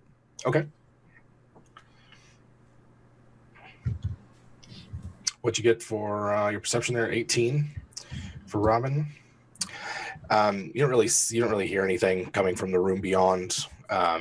Looking through the keyhole, it's dark in there. Can't really tell what's going on. All right. Well, a whisper. I can't really see anything, but it looks clear. Okay. I should still be concentrating on the spell and motion to perceive. Okay. And I will gingerly try to open the door. The door creaks open a little too loud, but there is not any. It's not locked. There's no resistance or anything like that. Mm-hmm. Although I will say, let's see, we give Dave a chance to see what's going on before we proceed too much further. How long is the potion for Robin? The sea illusions potion. Was it an hour last time? I don't think it was quite an hour. Let's see. I think I have it written down here somewhere. I will, consume the potion of fire breathing. Does last an hour. So. Potion of fire breathing does last an hour. Oh, where did I put that down? Let's see. The potion that reveals shapeshifters does last an hour. Okay. You want to go ahead and Wait, swap that? wait a minute. Did somebody just drink 2 potions? Well, I'm gonna. Did you? Well, I mean, I just drank the heroism potion. I haven't drank the other one yet. Okay. Come on, Let me know. drink Let me it. know when you do. I mean, I have heard of that, and I'm just now thinking about that, and it's like, shit. Yeah. Let me know when you do. We'll see what happens. Dude, don't worry about it. Just get a 00 and it'll be awesome. Yeah, I mean, probably drink it sooner rather than later. He might be one of these boxes. It could be a mimic. The demon is a mimic. I did not expect you to finish that sentence with boxes. Yeah, he might be one of these boxes. Everything working for you now, Dave? Nah, I don't think it's going to. It might even be something on my end. Okay. For whatever reason. Better check go to your proctologist and get that checked out. Maybe it lasts more than 4 hours. You're still just getting a gray box. Yeah. Oh, that sucks. And it keeps erroring out. So I'm actually looking at the watch page to see what the map looks like. That map looks pretty sweet from pyromancer.com. Oh, sweet. Awesome. I'm glad it looks good in the channel. I'll move you around. But you can still access to like the die roller and everything else, right? Yeah. No, everything is fine. It's just for some reason the map doesn't want to work for me. Okay. I'm gonna tell these people y'all might want to step away in case I explode. Excuse me? Should I go ahead and drink this? Yeah, before we go in here. Robin, did you say it's going to explode right in your mouth? That does not sound pleasant at all. What's your concern, potion? I mean, I've heard that combining potions can be volatile sometimes. Can be. You mean bad ass? Hmm? Oh, wait a minute. Jardon would know. Jardon is so smart. Jardon is an expert. Can he drink 2 potions? I mean, you can, but sometimes it doesn't go well for the imbiber, and sometimes it ends up being quite fortuitous. Well, there's no time like the present. So Robin drinks the other potion? Yeah. All right, give me a D100. Oh, yeah. You're now my favorite DM, Tim Davis. That's not an optional rule for me. This is a must-have rule. I got the 00 one time. It was like one of my glorious 51. That seems like a safe number. Yes, it's a very safe number. Yeah. All right. Robin uncorks the other. It smells foul. You know, drink it. A little queasy feeling for a second. A little tingle up your spine. Yeah. Does he do the Pepto-Bismol commercial thing? But after a minute, nothing seems to happen. All right, I think if Jardon's still, you know it's working if you can see Jardon's true form, even if he's a beetle or a whatever snake. Is he still dinosaur? Is he still a snake? I don't know. I thought you were in another. He came out so we could, talk. Gotcha. Okay. For the moment, and drink his fire breathing potion, so he'll have that ready. Nice. I'll make Gerard. Okay. Okay. He's well, my butler. I think everything's okay. All right. Nothing. Yeah. A minute passes. Nothing happens. You still feel heroic, and your eyes itch. So, all right. Do we believe to be inside of our destination? Like this is where the assault is taking place. We're entering in through the back. Yeah. Mm-hmm. Yep. Yeah, looks like a basement to you. Yeah. Yeah. So I'm gonna do a quick listen at this door. All right. Give me that roll. So that's 25 total perception. You don't hear anything. You see a faint light at the end of the hall. Okay. At the end of like a long hall. There's hope, guys. Okay, well I'm gonna open the door there. It's locked, sir. Shit. Well, I guess. Wait, have I picked anything have you yet? picked a lock the whole fucking campaign? I even picked expertise in that motherfucker too. All right, here we go. Robin, you want Joego open? I got this one, Joego. I know I'll let you open the first door of the campaign. But yeah, so I gotta. Oh wait, I keep forgetting about my bless. I got a 26. Oh yeah. The lock mechanism in there is you can tell is new, recently replaced, and on this side of the door, the grime and dust and everything else has been wiped away from around the lock. But your 26 is enough to defeat this bad boy. You hear the satisfying ka-chunk as the tumblers slide in place and the door swings open. I think with a 26, you like fix a factory defect that was in. Right. you relock it and it's a better lock than before. All right. There's a long hallway. A faint light comes from the just beyond the corner there to the left. Well, gentlemen, Let's go. it's no time like the present, I guess. I'm gonna start. I'm gonna move down the hallway then. All right. Walking down the hallway. I'll get on your shoulder.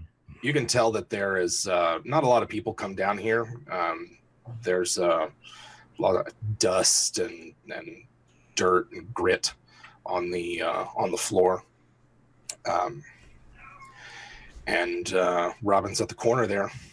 Have a peek around. It's awfully quiet. Too quiet. Wait, that's my line, right? It's too quiet. Oh, I okay. got a bad feeling about this. So that's the other one. Yeah. Yeah, that's the other one. Okay. Have a peek around the corner and see nothing. You see another sort of corridor ends in a dead end, but there's a door there on the left. Okay. Start moving around to that door. I'm going to be as close to Joego as possible so that I can dimension door him. Joego, are you ready to go invisible?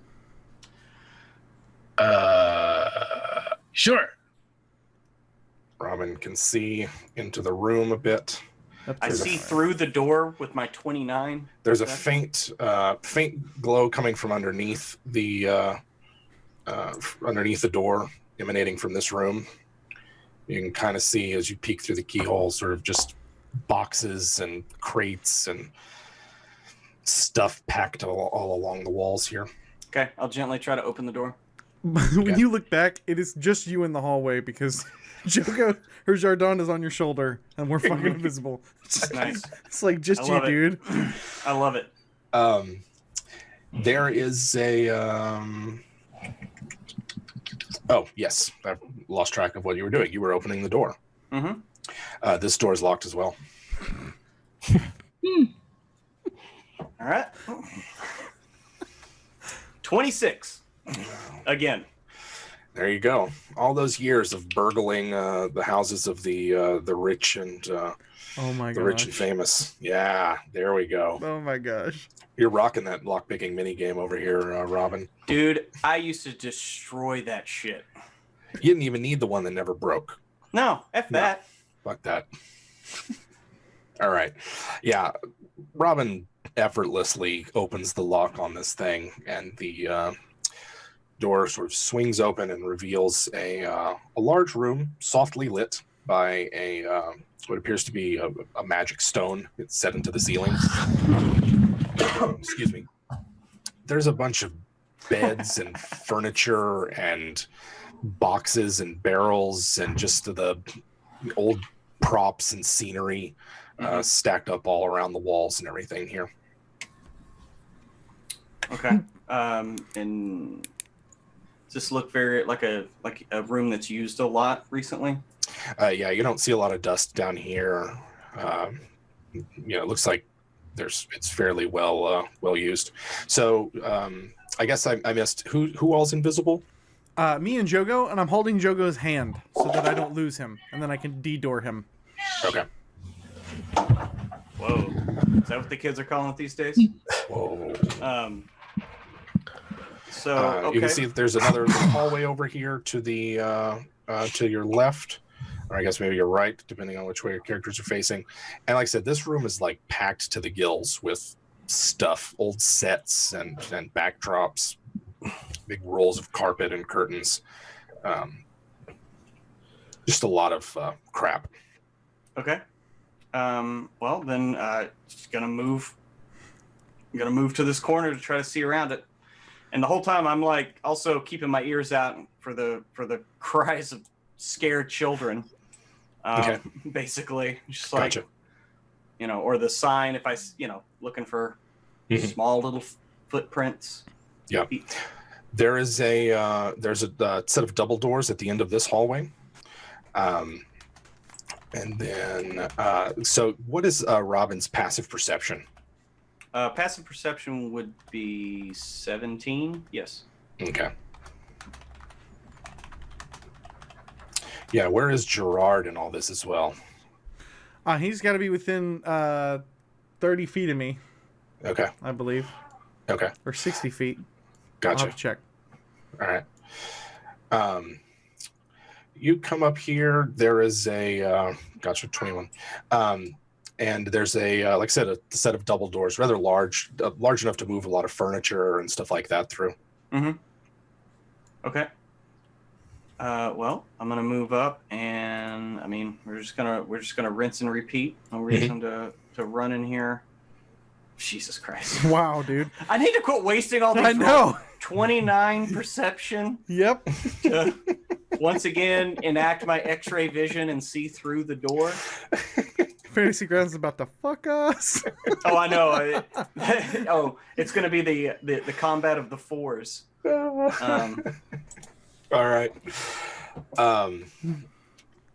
You see beyond this room a large, what looks like a dressing area. You see several wardrobes, a table, sort of like changing tables and things like that in here.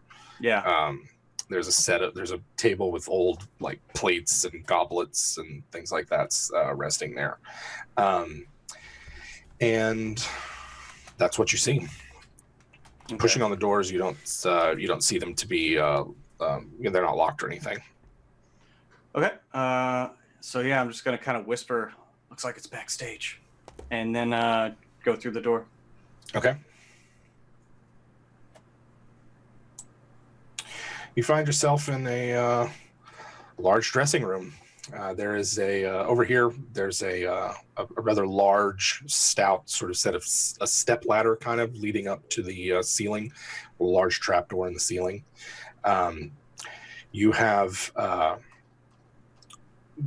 there is another sort of light stone set into the ceiling here, giving everything sort of a very even, soft white light. And it's let's see. Where are we at here? Give me just a second to get my bearings. All right, and so Oliver and Joego, you two are still invisible, still walking hand in hand. And it's at that moment that I need Robin. Oh my gosh. I'm actually getting genuinely nervous now.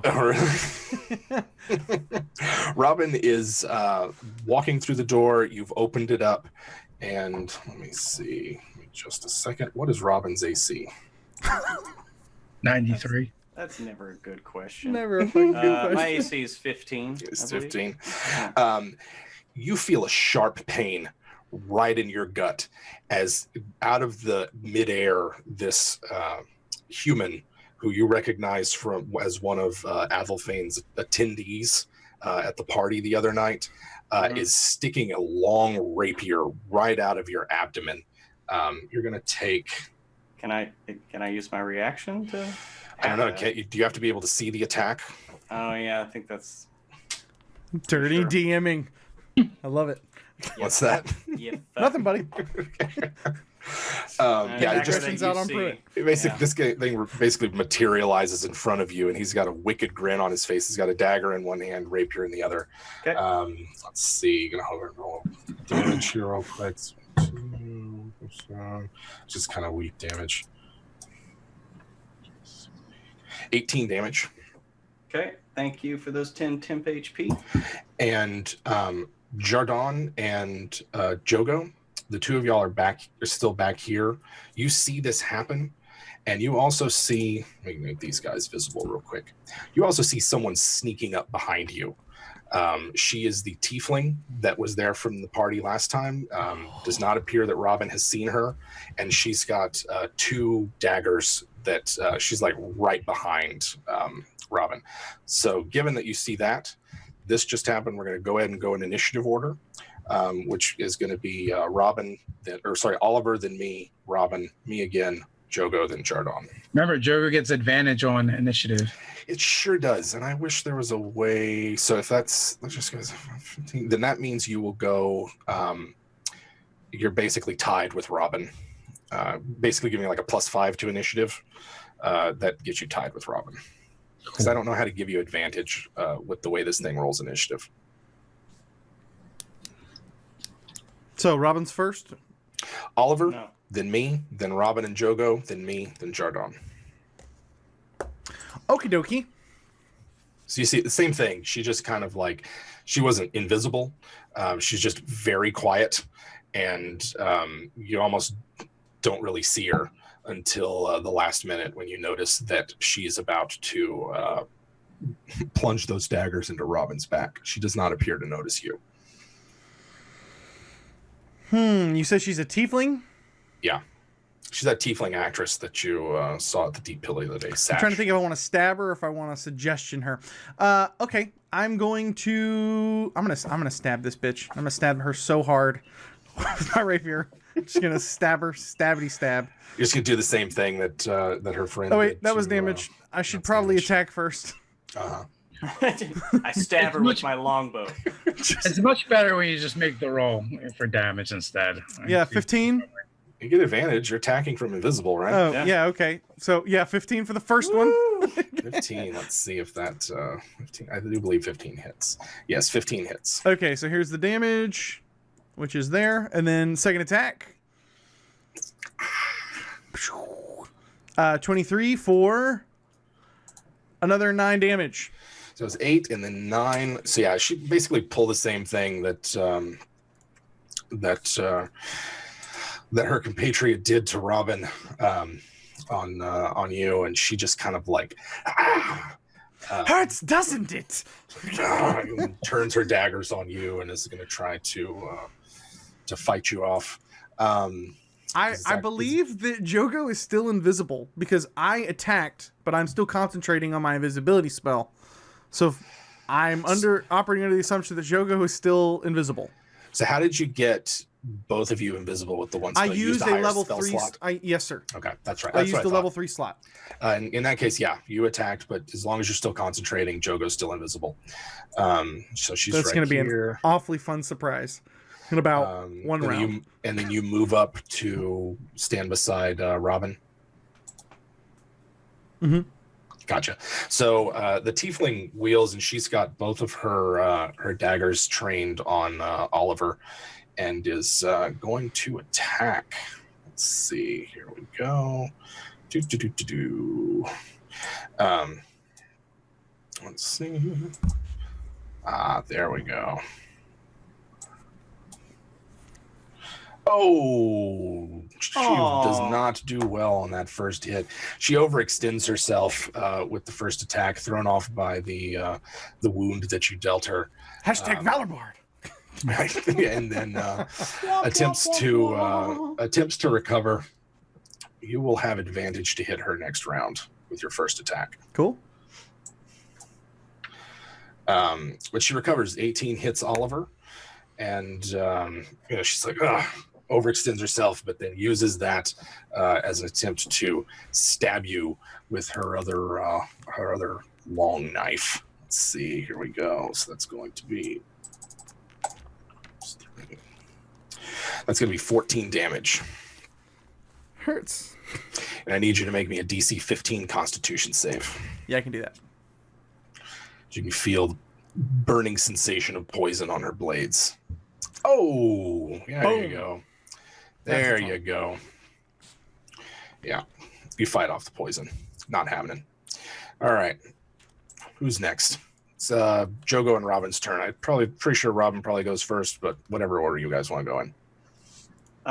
So is Oliver's within 5 feet of Marco? Is that considered within melee? Yeah. Correct. Yes. Okay. Well, just making sure. I'm gonna go ahead and stab the guy that stabbed me. All right. That was a dick thing to do. It was a dick thing to do. No, who he thinks he is. This guy. Fuck. First attack misses. He's throwing you off, man. Okay. Well, that's good. That's why I'm glad I have these sneaky daggers here. So I'll do. There it is. I look down and the guy's like, "Where are all the 4s?" There it There's is. the 4. Right there. So that's going to be a 12 to hit. 12 misses. So yeah, I whiff twice horribly. Yeah, he's got his parrying dagger out, and he like, with a flick of his wrist, turns aside one of your blades and then sidesteps another and gives you a shit-eating grin. God damn it! All those awesome perception checks and All those awesome lock perception picking rolls for no fucking reason. You Yep. picked those Anyway. locks, man. I knew that I had to do something to get those rolls out of your system. How dare you? How dare you? How very dare you? Joego, you're still invisible. I am. So what Joego does is he goes up to the tiefling, and he will. He's actually going to try and grab her wrists, and try and force the daggers out. So that's a 27 to one of her daggers. Yeah, let's see. She's not especially good at this. Yeah, she's got like one of them, and you just like come out of nowhere, grab that wrist. And that's a 22 to try and get the other one. Yeah, you've got her by both. Are you trying to like get the daggers out of her hand or just grab her wrists? Well, initially what I'm going to try and do is just try and disarm her from her daggers. Mm-hmm. So that's my 2 attacks. And I would like to use a bonus action to do an offhand and just grab her. Okay. Joego don't like to hit ladies. Oh, he might not be able to grab her. No, 13's not going to hit. But your first 2, you managed to like. Oh, no, that's a grapple. That's not a. Oh, that's a grapple. Yeah, so. Let's see. I get this other one here. Let's see. You can always pray for a bad roll on the GM's part. Yeah, 16. That's 24. Oh yeah, she's totally. Yeah. So your first 2 attempts catch her off guard. And let me roll a second one for that second attempt to drop her. One of her daggers drops, but on that second one where you got a 22, she got a 26. So she still has one of her daggers in her hand, and she like slips out of your grasp, and before you can get her in a warm embrace, a warm Joego embrace. So she sands one dagger. All right. As my interaction, I will kick the dagger behind me. Okay, cool. She's done that. Robin's gone. It's Marco's turn. Marco is going to continue his attack on Robin. He gives you a shit-eating grin after your attempts to stab him. It's just like, ha ha. That's all you got? Yeah. No witty banter from this guy. Yeah. I've never, you know me, I've never been a witty banter DM. It's just not necessarily my style. That's okay. It's just perfectly fine. All right, here we go. First attack. Oof. That's a big miss. So his first rapier misses you, and the second one, dagger's coming in. 20 gonna hit. That will hit me. All right.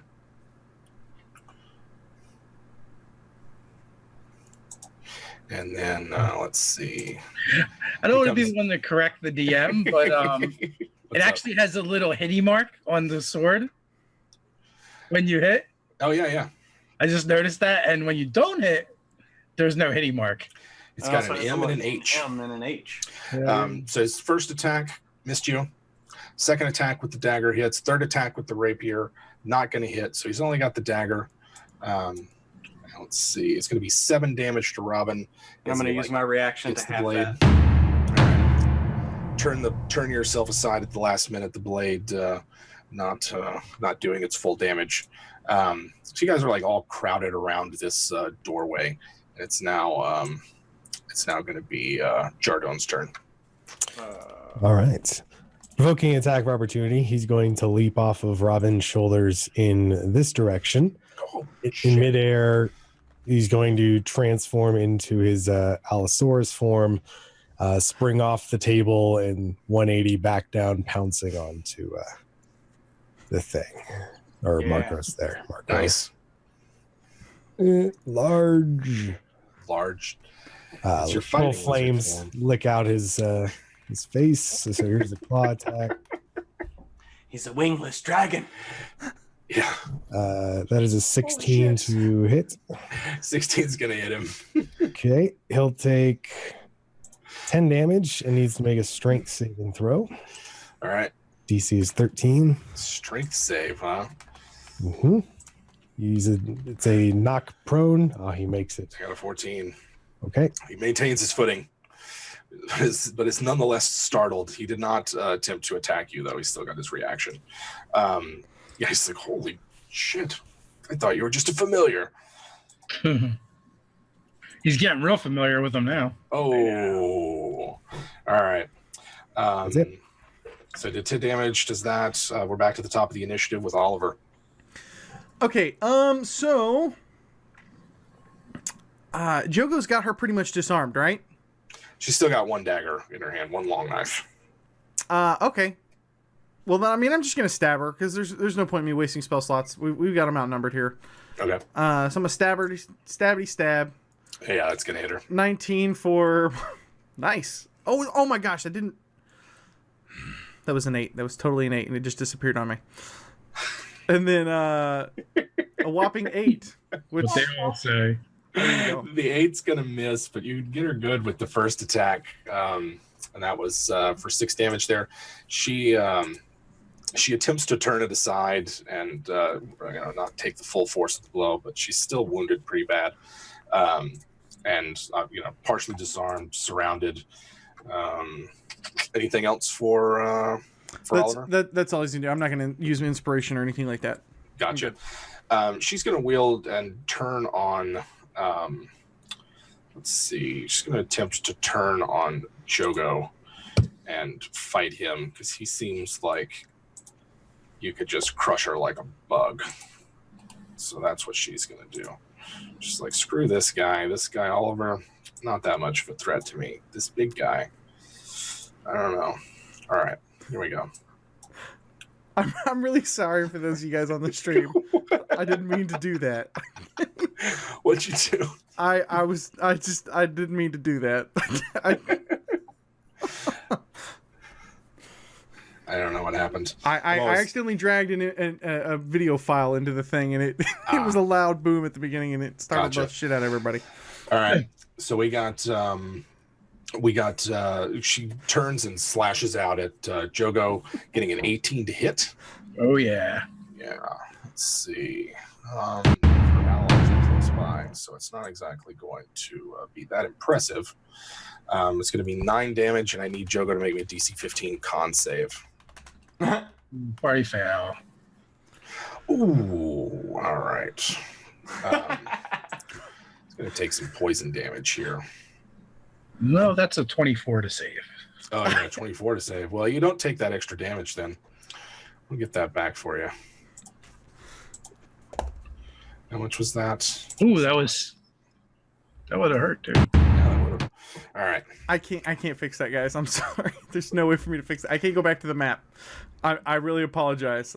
It's like every time I try to go to the map, it fucking like blows people up. I'm really sorry. It's fucking these guys up so bad. This is Cody's plan all along. This is Cody's plan. People to hate WebDM. Just I spent so long on these banning. maps trying to figure out making sure everything works. Every time I want to go to combat, it starts playing the teaser. I can't stop it. There's nothing I can do. All right, we will soldier on and be judicious and generous in our descriptions of what's happening in the combat here. Thank you, Jardon, for making the map happen. I'm really sorry, guys. There's a vicious combat here in the doorway. We have the duelist and actor Marco fighting Robin. We've got the Sash, the seemingly sneaky tiefling over here fighting Joego, and she tries to get you, but you fight off the poison, and that's going to make it Joego and Robin's turns. Okay. So 19 hit, yes. Yeah, 19's going to hit. Okay, there we go. I won't worry about the extra D4. Hey, Marco. Take this. Ooh. Yeah, you get him good. He's like, ah. Draws his hand back. It's covered in blood. And then for one for effect, because why not? So does a 16 hit? 16 misses. 18? There's my 18 hits, yes. There it is. Yeah, I still got that potion going. And let's go ahead and add another 6 to that. All right. So we got 6 to that. He's looking pretty heavily wounded, bleeding profusely from a slashing wound that you just dealt him to a vital area of himself. He's like, grits his teeth. But I don't know if what Hostilian was saying about these guys do this kind of thing for the hell of it. He's clearly a skilled fighter, but perhaps not as skilled as Robin. And then it's Jardon's turn. Or sorry, Jogo's turn. Ow! Mean lady, you stabbed Joego. So Jogo's going to rage. All right. And he's going to lash out at her. Okay. With a 12 that is probably not going to hit. No, 12 doesn't hit. So I guess with his second attack, he will lash out once again. Oh, there you go. A little bit. All right. So.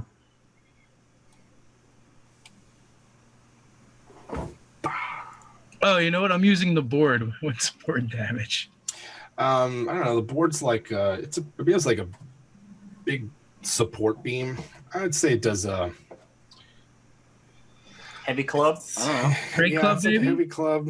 Yeah, like a D8 one-handed, D10 double. Yeah, double-handed. Yeah. So that would be 16 points of damage. 16 points of damage. All right. Yeah, you smack her with the club. She's like, oh shit, and is seemingly dazed for a second as she seeks to recover herself. Marco is going to continue his duel with Robin. It's like, all right. Oh, you know what? I hit her. Oh, I used my bonus action to rage. Never mind. Oh, my bad. Got that. He's in quite a predicament. There's a giant fire-breathing dinosaur behind him. And I hate when that happens. I just absolutely hate when that happens, too. Let's see what he's going to do. I think he's going to continue to press his attack against Robin and see if it doesn't create an opening for him to maybe bolt out of here. All right. Got him right where he wants him. Got him right where he wants him. That's going to be an 18 for the first one on Robin. Okay. And 20, so Damn 20, it. so 2 rapier hits. Ooh, and that is he overextends himself on the follow-up with that dagger. You'll have advantage to hit him for your first attack the next time. But he does get you with that rapier twice. Okay. It's going to be 11. I'm going to go into half that one. Gotcha. And then 6. Are you keeping up with your total hit points? Yeah, well, before that, I was at 11, so it's 6 and 6, so 12, so that's 23. Gotcha. All right. I don't know. His turn's over. Not looking good for him. Jardon, what's your move? Yeah, he'll provoke again, maintaining his movement as he bounds in this direction off this wall, coming at her from a different angle. She wants to use reaction. She can get the AOO, but his claw is a 23. Do it for 8 damage and another strength save. All right. Let's see. Another strength save. Let's see real quick. This is going to be a 17 strength save. No bonus prones for me. All right, Bonus that's it. prones. Keeping up with keeping up with the attack. It's going to be Oliver's turn, top of the initiative. Okay, so how is this chick down here looking that's fighting Joego? She's pretty wounded. It's between you and Joego, you've got her on the defensive, and she's kind of like stealing glances back the way she came, kind of like calculating whether or not she can bust out of here before you guys catch up with her. But she's pretty heavily wounded. Okay. You know what? If that's the case, then I'm just going to viciously mock her. Okay. So let me. Can I not? I guess I cannot roll this. No, it's a save for yeah. me, right? Yeah. What's that? Charisma save? Yeah, 15. Wisdom. Wisdom. For some reason, Wisdom, I 2d4. always want to assign things that are wisdom to charisma. Right now. Ooh, she does not do well with that. Okay, so she'll have disadvantage, and she'll take a meager little 3 points. So what does Oliver do? What you gonna do when your daggers are gone? You weak, pathetic fool.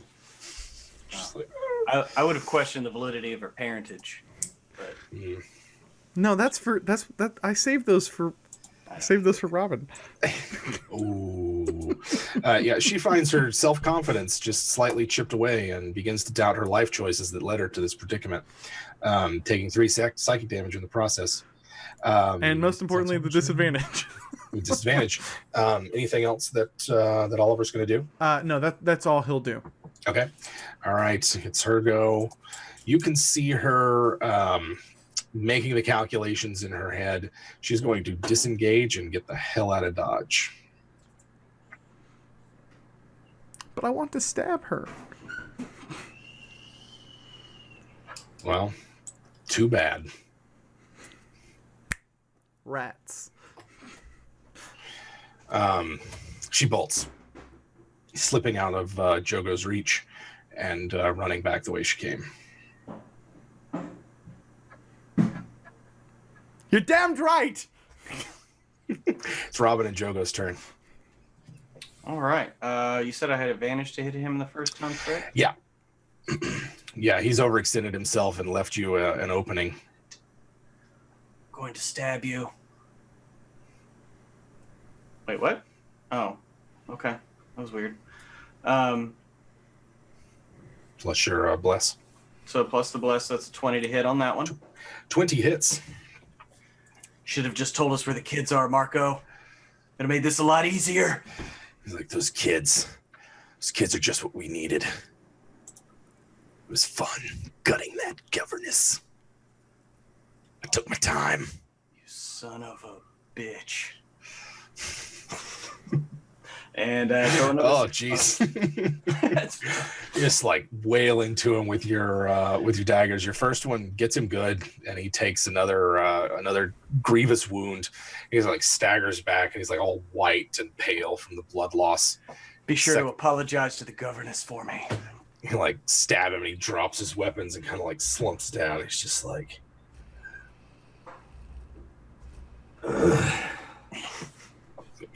wait. He doesn't have anything. He doesn't have a clever thing to say. Yeah. All right. Well, I give that death a 1-star review, guys. Well, I'm gonna. Okay, we'll increase that because I haven't used my fire thing. Hearing, of course, that the governess, which he liked very much, he was always nice to him. He'll chomp down onto his head and erupt in flames, turning his head to ash. Like that. All right. So you get like bite down and breathe fire on him, and sort of like there's a muffled cry as whatever life is left in him is snuffed out by your jaws of flame. And he'll shift back into Okay. the normal person. All right. Nice. You guys find yourself in the wardrobe, blood-soaked carpets from the duel that Robin and Marco had, and I'm gonna pull out my potion, and I'm gonna go ahead and drink my potion. okay. Joego would have taken off after the tiefling because he was right after her in the initiative order. Is she within sight? No. If you get here towards the main room, the door that y'all came through, like that first room you came in with all the props and furniture and everything, the door that y'all came through is swinging shut, and you don't see any sign of her itself. She bolted out of there pretty fast. Okay. I don't think there's time to chase her, Joego. Hopefully she don't tell them, the demon.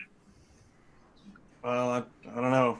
He might know we're here by now with all that commotion. A Did voice the booms tiefling have a out. tail? Yeah, she had a tail. But a Jogo, voice. afraid she might be Tattletale. A voice does boom out as you're down here in the basement. Is that you I hear? Trying to sneak in through the back. Well, we forgot to buy tickets, Pag. So, you got to make do, right? There's an echoing laughter at that. Can I Yes. immediately grab Joego and cast invisibility again? I'm going to use another level 3 slot. Okay. Joego and Oliver disappear. And I'm assuming Jardon is back down to small sized. It's just Robin and Gerard. It's just Robin in a floating cloak. mask. They got this. Let's go to the tavern and grab a beer. Just standing there quietly. All right. All right. Well, I'm not too happy about this, but so yeah, all there is that ladder up to the trapdoor. Correct. The trapdoor itself looks like it's big enough to get furniture and stuff up through, but is also, it's not so much a ladder as it's like a set of narrow stairs leading Yeah, up. yeah, okay. Are you still beat up, Pruitt? Yeah. I mean, I drank a healing potion, but I'm, there's still visible Okay. wounds. I'll give you a little something. Uh-oh. Before finding his place back on your shoulder. All right. A little something. That is not 9. So 10 back. Is that enough? Yeah, I mean, I'm only three down. Oh, okay. Yeah. Then good. So I'll take a moment to recuperate. Anyone else? Yeah, I could use a little something. Okay. Little something. Something. I was trying to get it to do it at the level I was casting. Oh, there we go. Okay. So as Robin is exploring this step ladder that's up here, yeah. Yeah. Well, I mean, I was literally about to bust up out of there as quick as possible. I mean, if he knows we're here. Yeah. Yeah. Yeah, there's another. The voice booms out again. I too am an orphan in this realm. This is not my home. Why fight me? Why not help me find my place here? Oh, your place is at the end of my blade, and I'm gonna help you find that pretty quick. Just start making my way up the stairs. All right. There we go. Let's get the. Joego, I hope you're ready. Jogo ready. This map better for anybody? Will be as soon as it loads in. Gotcha. I have half of mine just to pop over that little boom. Boom. I was really sorry about that stream. I apologize. Sorry, guys. I don't even. Hashtag sorry, not sorry. I bet it. I never have the stream open. I miss the chat. I miss everything. Because you're Feel doing so- important things. I feel so disconnected and alone. Can somebody grab Jogo's token? Oh yeah. Only if he buys me dinner first. Oh. You need me to move Robin over as well? Oh, I'm sorry. I was in the chat. Koala Burb. Where did you get all those great maps? Well, you can get great maps like that at pyromancer.com, Dungeon Painter Studios. That's true. But to take a minute to talk about the maps, I had like zero map making experience with this software when we got this, and it took like an hour to learn the program. It's super simple. It's great. You can make a map in less than 30 minutes it takes to make these maps. Now, I get fussy about them and like them to be as perfect as possible, but you can make a perfectly serviceable map in like no time at all. It's pretty sweet. Let me just throw one thing in. I actually put a video out on this. You can actually use the software to make like map tile sets if you use Fantasy Grounds and just drop them in, click, Drop in. or any other VTT. Sweet. You find yourselves get up to the top of the step ladder, open up the trapdoor. You find yourself in a backstage area. There's chairs, props, boxes of crap. A wooden wall sort of separates in front of you. You can see down here towards the south, there's a closed door, but heading east, there are 2 openings, and you can see faint sort of blue and fading into purple, then into pink, and then red, and then back to purple and blue sort of lighting coming from that area. There's also the sound of a rhythmic drum being played. Ba-boom, ba-boom, ba-boom, ba-boom, boom, ba-boom. Boom, So not only is he going to try to kill us, he's going to make us listen to EDM. Well, I can't wait for the drop. Joego knows how to start this fight. This bar here in the middle, what is that? Is that a... It's a wall. Like a wall? It's a wall. Separating backstage from... Okay. Correct. So you're there at the corner. Are you peeking around? Yeah, I'm gonna take a coin and throw it at the south corner before I take a peek. Okay. In case anybody's ready in action to. Sure. You know what I mean? Yeah. So yeah, that's what I'm gonna do. We could just send Gerard around the corner. Sure. You So do that as well. Send Gerard around the south corner, and I'm gonna peek around the north. Okay. Yeah, I'm just gonna have Gerard just slowly go around the other side before Robin peeks over. Gerard disappears around the corner. Okay, I want him to walk back now. Gerard walks back. He's gone. He moonwalks. His cloak's gone. Yeah, it's Ripped it just from the him. mask. It's just the mask. Now Gerard walks. You command him to walk back, and Gerard appears. I know you can't see me, but that's the best I could do. That's what Okay. Robin can see. I peek around the corner and get a 25. You can see the light strongest from this sort of opening that's right here.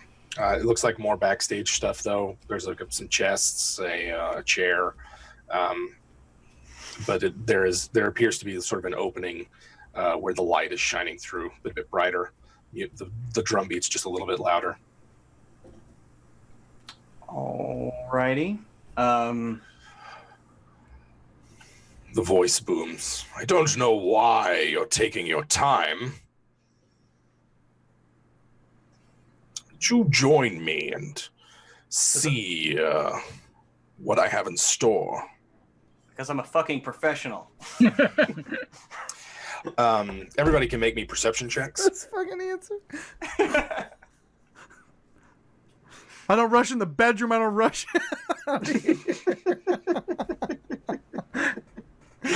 Let's get an 18 and a 20. Let's see. Viper 86. I'm tempted. I am tempted. Perception. This is hearing based, not sight based. But so far, Oliver and Robin can hear the sounds of fighting faintly from somewhere further in the structure. Oh no, he's gonna make the kids fight each other. Well, then, 17 without. Joego can hear it as well. Joego hears Way Yavo's roar and things like that. Oh, Yavo already fighting. Let's go. Joego starts moving in that direction. Jogo, I'm holding on to his hand. Wait, because we're still invisible, and I don't want to lose him. Oh, you're not, but you're coming with. Yeah, I was gonna say, give me a strength check, Oliver, to try to hold Joego back. I will. I would just stop his momentum. Obviously, I don't think I'm. Oh, I have an 8 strength. That's the thing I forgot. You're skiing. 14. Damn it. What do you got, Joego? I guess it would be a contested check. I hope you get a 4 so bad. I hope you get a 4. I can't get under an 8. Yeah. You dig in your heels. It's been You so try. much better the other way. Uh-huh. Yeah, I'm being drugged. Straight up. All right. So I would assume I hear that. Yeah, you hear the two of them scuffling behind you, and there's like boxes knocking back and forth, and like a prop something falls off the wall. Damn it! Joego, the plan. Just to keep giving them as much cover as possible. I can't believe I'm doing this. I'm gonna duck around the corner. Is there? How dark is it in here? Is it? It's dim light. Dim light. Dim light backstage. Right. It seems pretty bright. Otherwise. Okay. I'm gonna run up to here to this corner here. All right. As you pass through this opening right here, you can see a pulsing arcane glyph inscribed on the stage floor. You see, first off, you see a stage, smooth wooden stage, a pulsing arcane glyph, not a gif. Yeah. It's a gif. It's like a funny cat or the surprise hamster or something.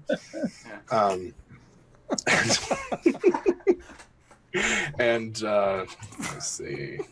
No. You're so old. That's the fucking one you thought of. Yeah, I go back to the original motherfuckers. A prototype.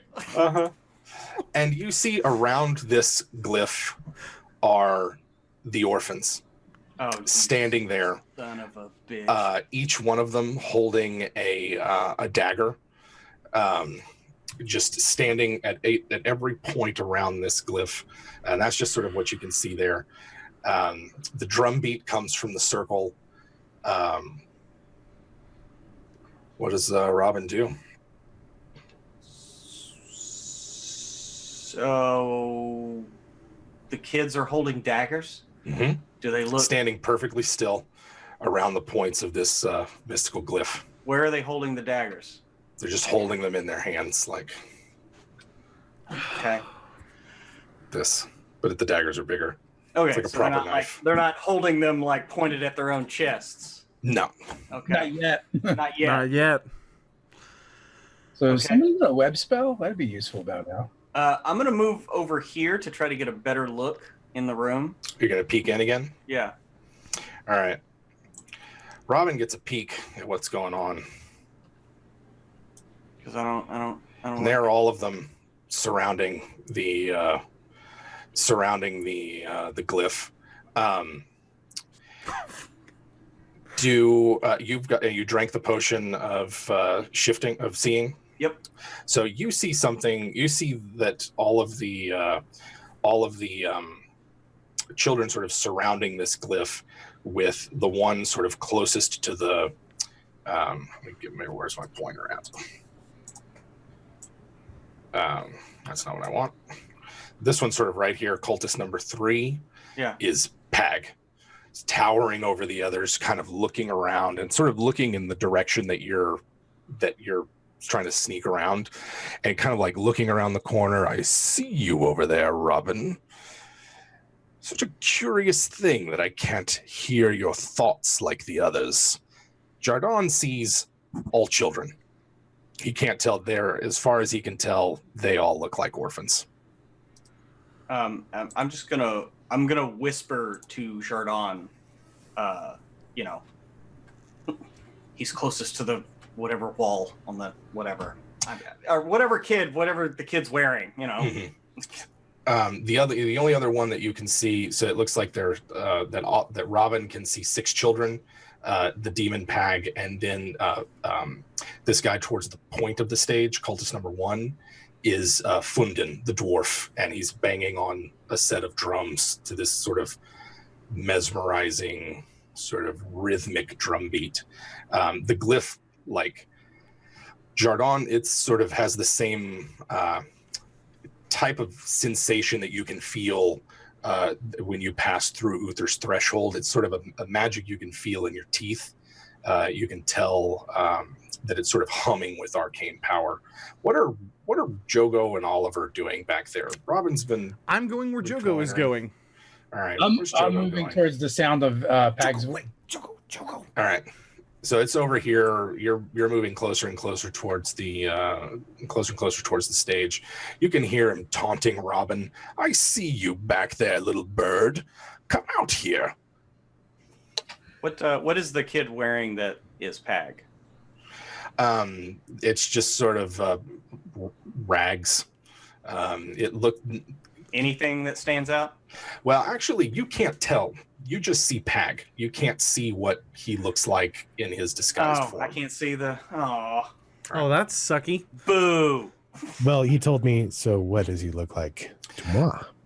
He looks like Sneezy Layla. What? Like one of the orphans Oh, named okay. Sneezy Layla. I've got so many of these orphan names, you just don't even know. It was like You see Bob and the a Rascal. reference to something. You see Four Eyes Fabian.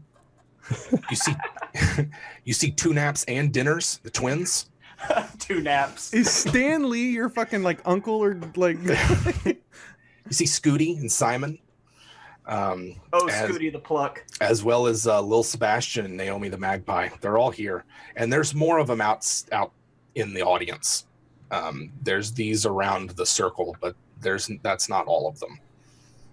It looks like the where the audience would be is also full of orphans. Give back, children, Pag. Joego gonna hurt you bad. Stuff you in bottle. Yeah, I'll just if Jardon passes along that it's Sneezy, yeah. Okay, so you'll pass that along. So you guys get right here, and Robin, you can see Pag's eyes move to where Oliver and Joego are sneaking in invisible, and it just says, "Don't think I don't see you over there as well." Can we see the children now? Yeah, you can see the children. There's 8 of them around here. Children! I start yelling, forgetting I'm invisible. All right. Oliver might be being held up in the air. I don't know. As I try and wave to the children to try and get me. Come, children, get away from there. Very dangerous. Come on.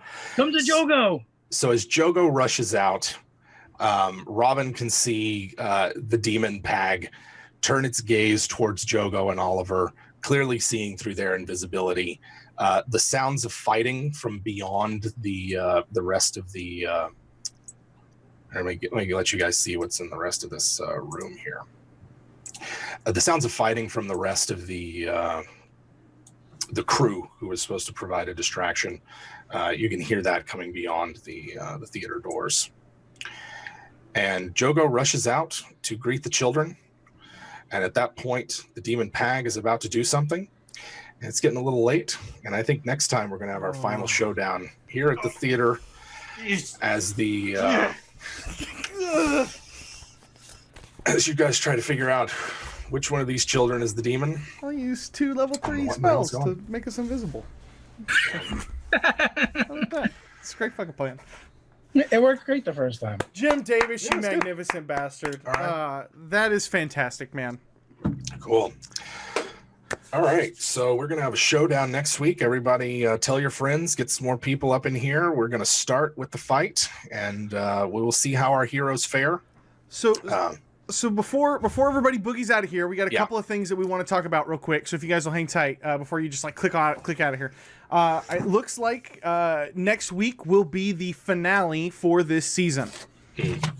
And as such, I wanted to give the Andrew a chance to talk here a little bit and discuss what he'll be doing. So Andrew, if you want a chance to kind of talk to everybody, here the floor is all yours, my man. Yeah, so I'm really excited for the finale, of course, and I've really enjoyed this experience quite a bit. So I'm just kind of stepping back. We want to make it clear that we're parting. I won't be part of season 2, but not because of anything worrisome. Only that I'm just going to be taking a break from tabletop gaming for a little while, just short while, playing, scaling back on that kind of thing. That means I get to watch these guys, and come season 3 time, I'll definitely be expressing my interest because these are great people, and I've had a big, wonderful experience getting to develop this wonderful character and play with these great guys. So just don't fret; it's not the last you'll see, but you're in store for some cool stuff for season 2. So that's basically it. And Andrew's totally right. Like, there's nothing weird going on. Andrew's just taking some personal time off, And so when we come back for season 2, we're going to have a new dungeon master. And I don't think we've announced it anywhere yet, so I'm going to go ahead and announce it now because that's fun, and he doesn't know we're announcing it. So it'd be really fun if you guys just went and blew up his Twitter. But we're going to be having Will Jones from Encounter Roleplay, who is going to be game mastering for all of us, Dungeon Master. We're going to be playing D&D 5e. So next week will be the finale. Hopefully there'll be some time afterwards where we can do a little bit of Q&A and just hang out with you guys for a little bit. And then coming back on November the 8th, that will be, which is the following week, we'll be jumping into season 2. So real quick, everybody turn down your volume. Okay, turn down your volume because we've got a little teaser trailer here for you guys for the 8th. So here we go.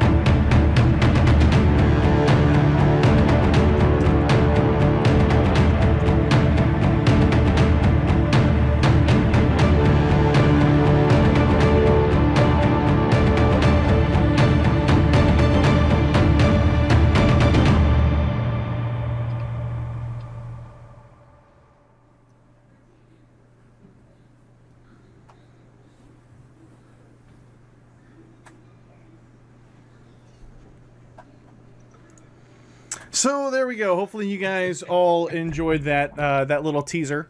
And so we're super excited about next season. And we're super excited to get to the finale next week. So I also have some announcements too. First of all, Friday, you can check out ThinkGeek. Their Twitch, I think we're going to be doing it 3 p.m. to 6 p.m. Check out their Twitch, their YouTube, Facebook, wherever you like to watch things at. Feel free to, because I'll be running a Vampire's Ball for the ThinkGeek crew.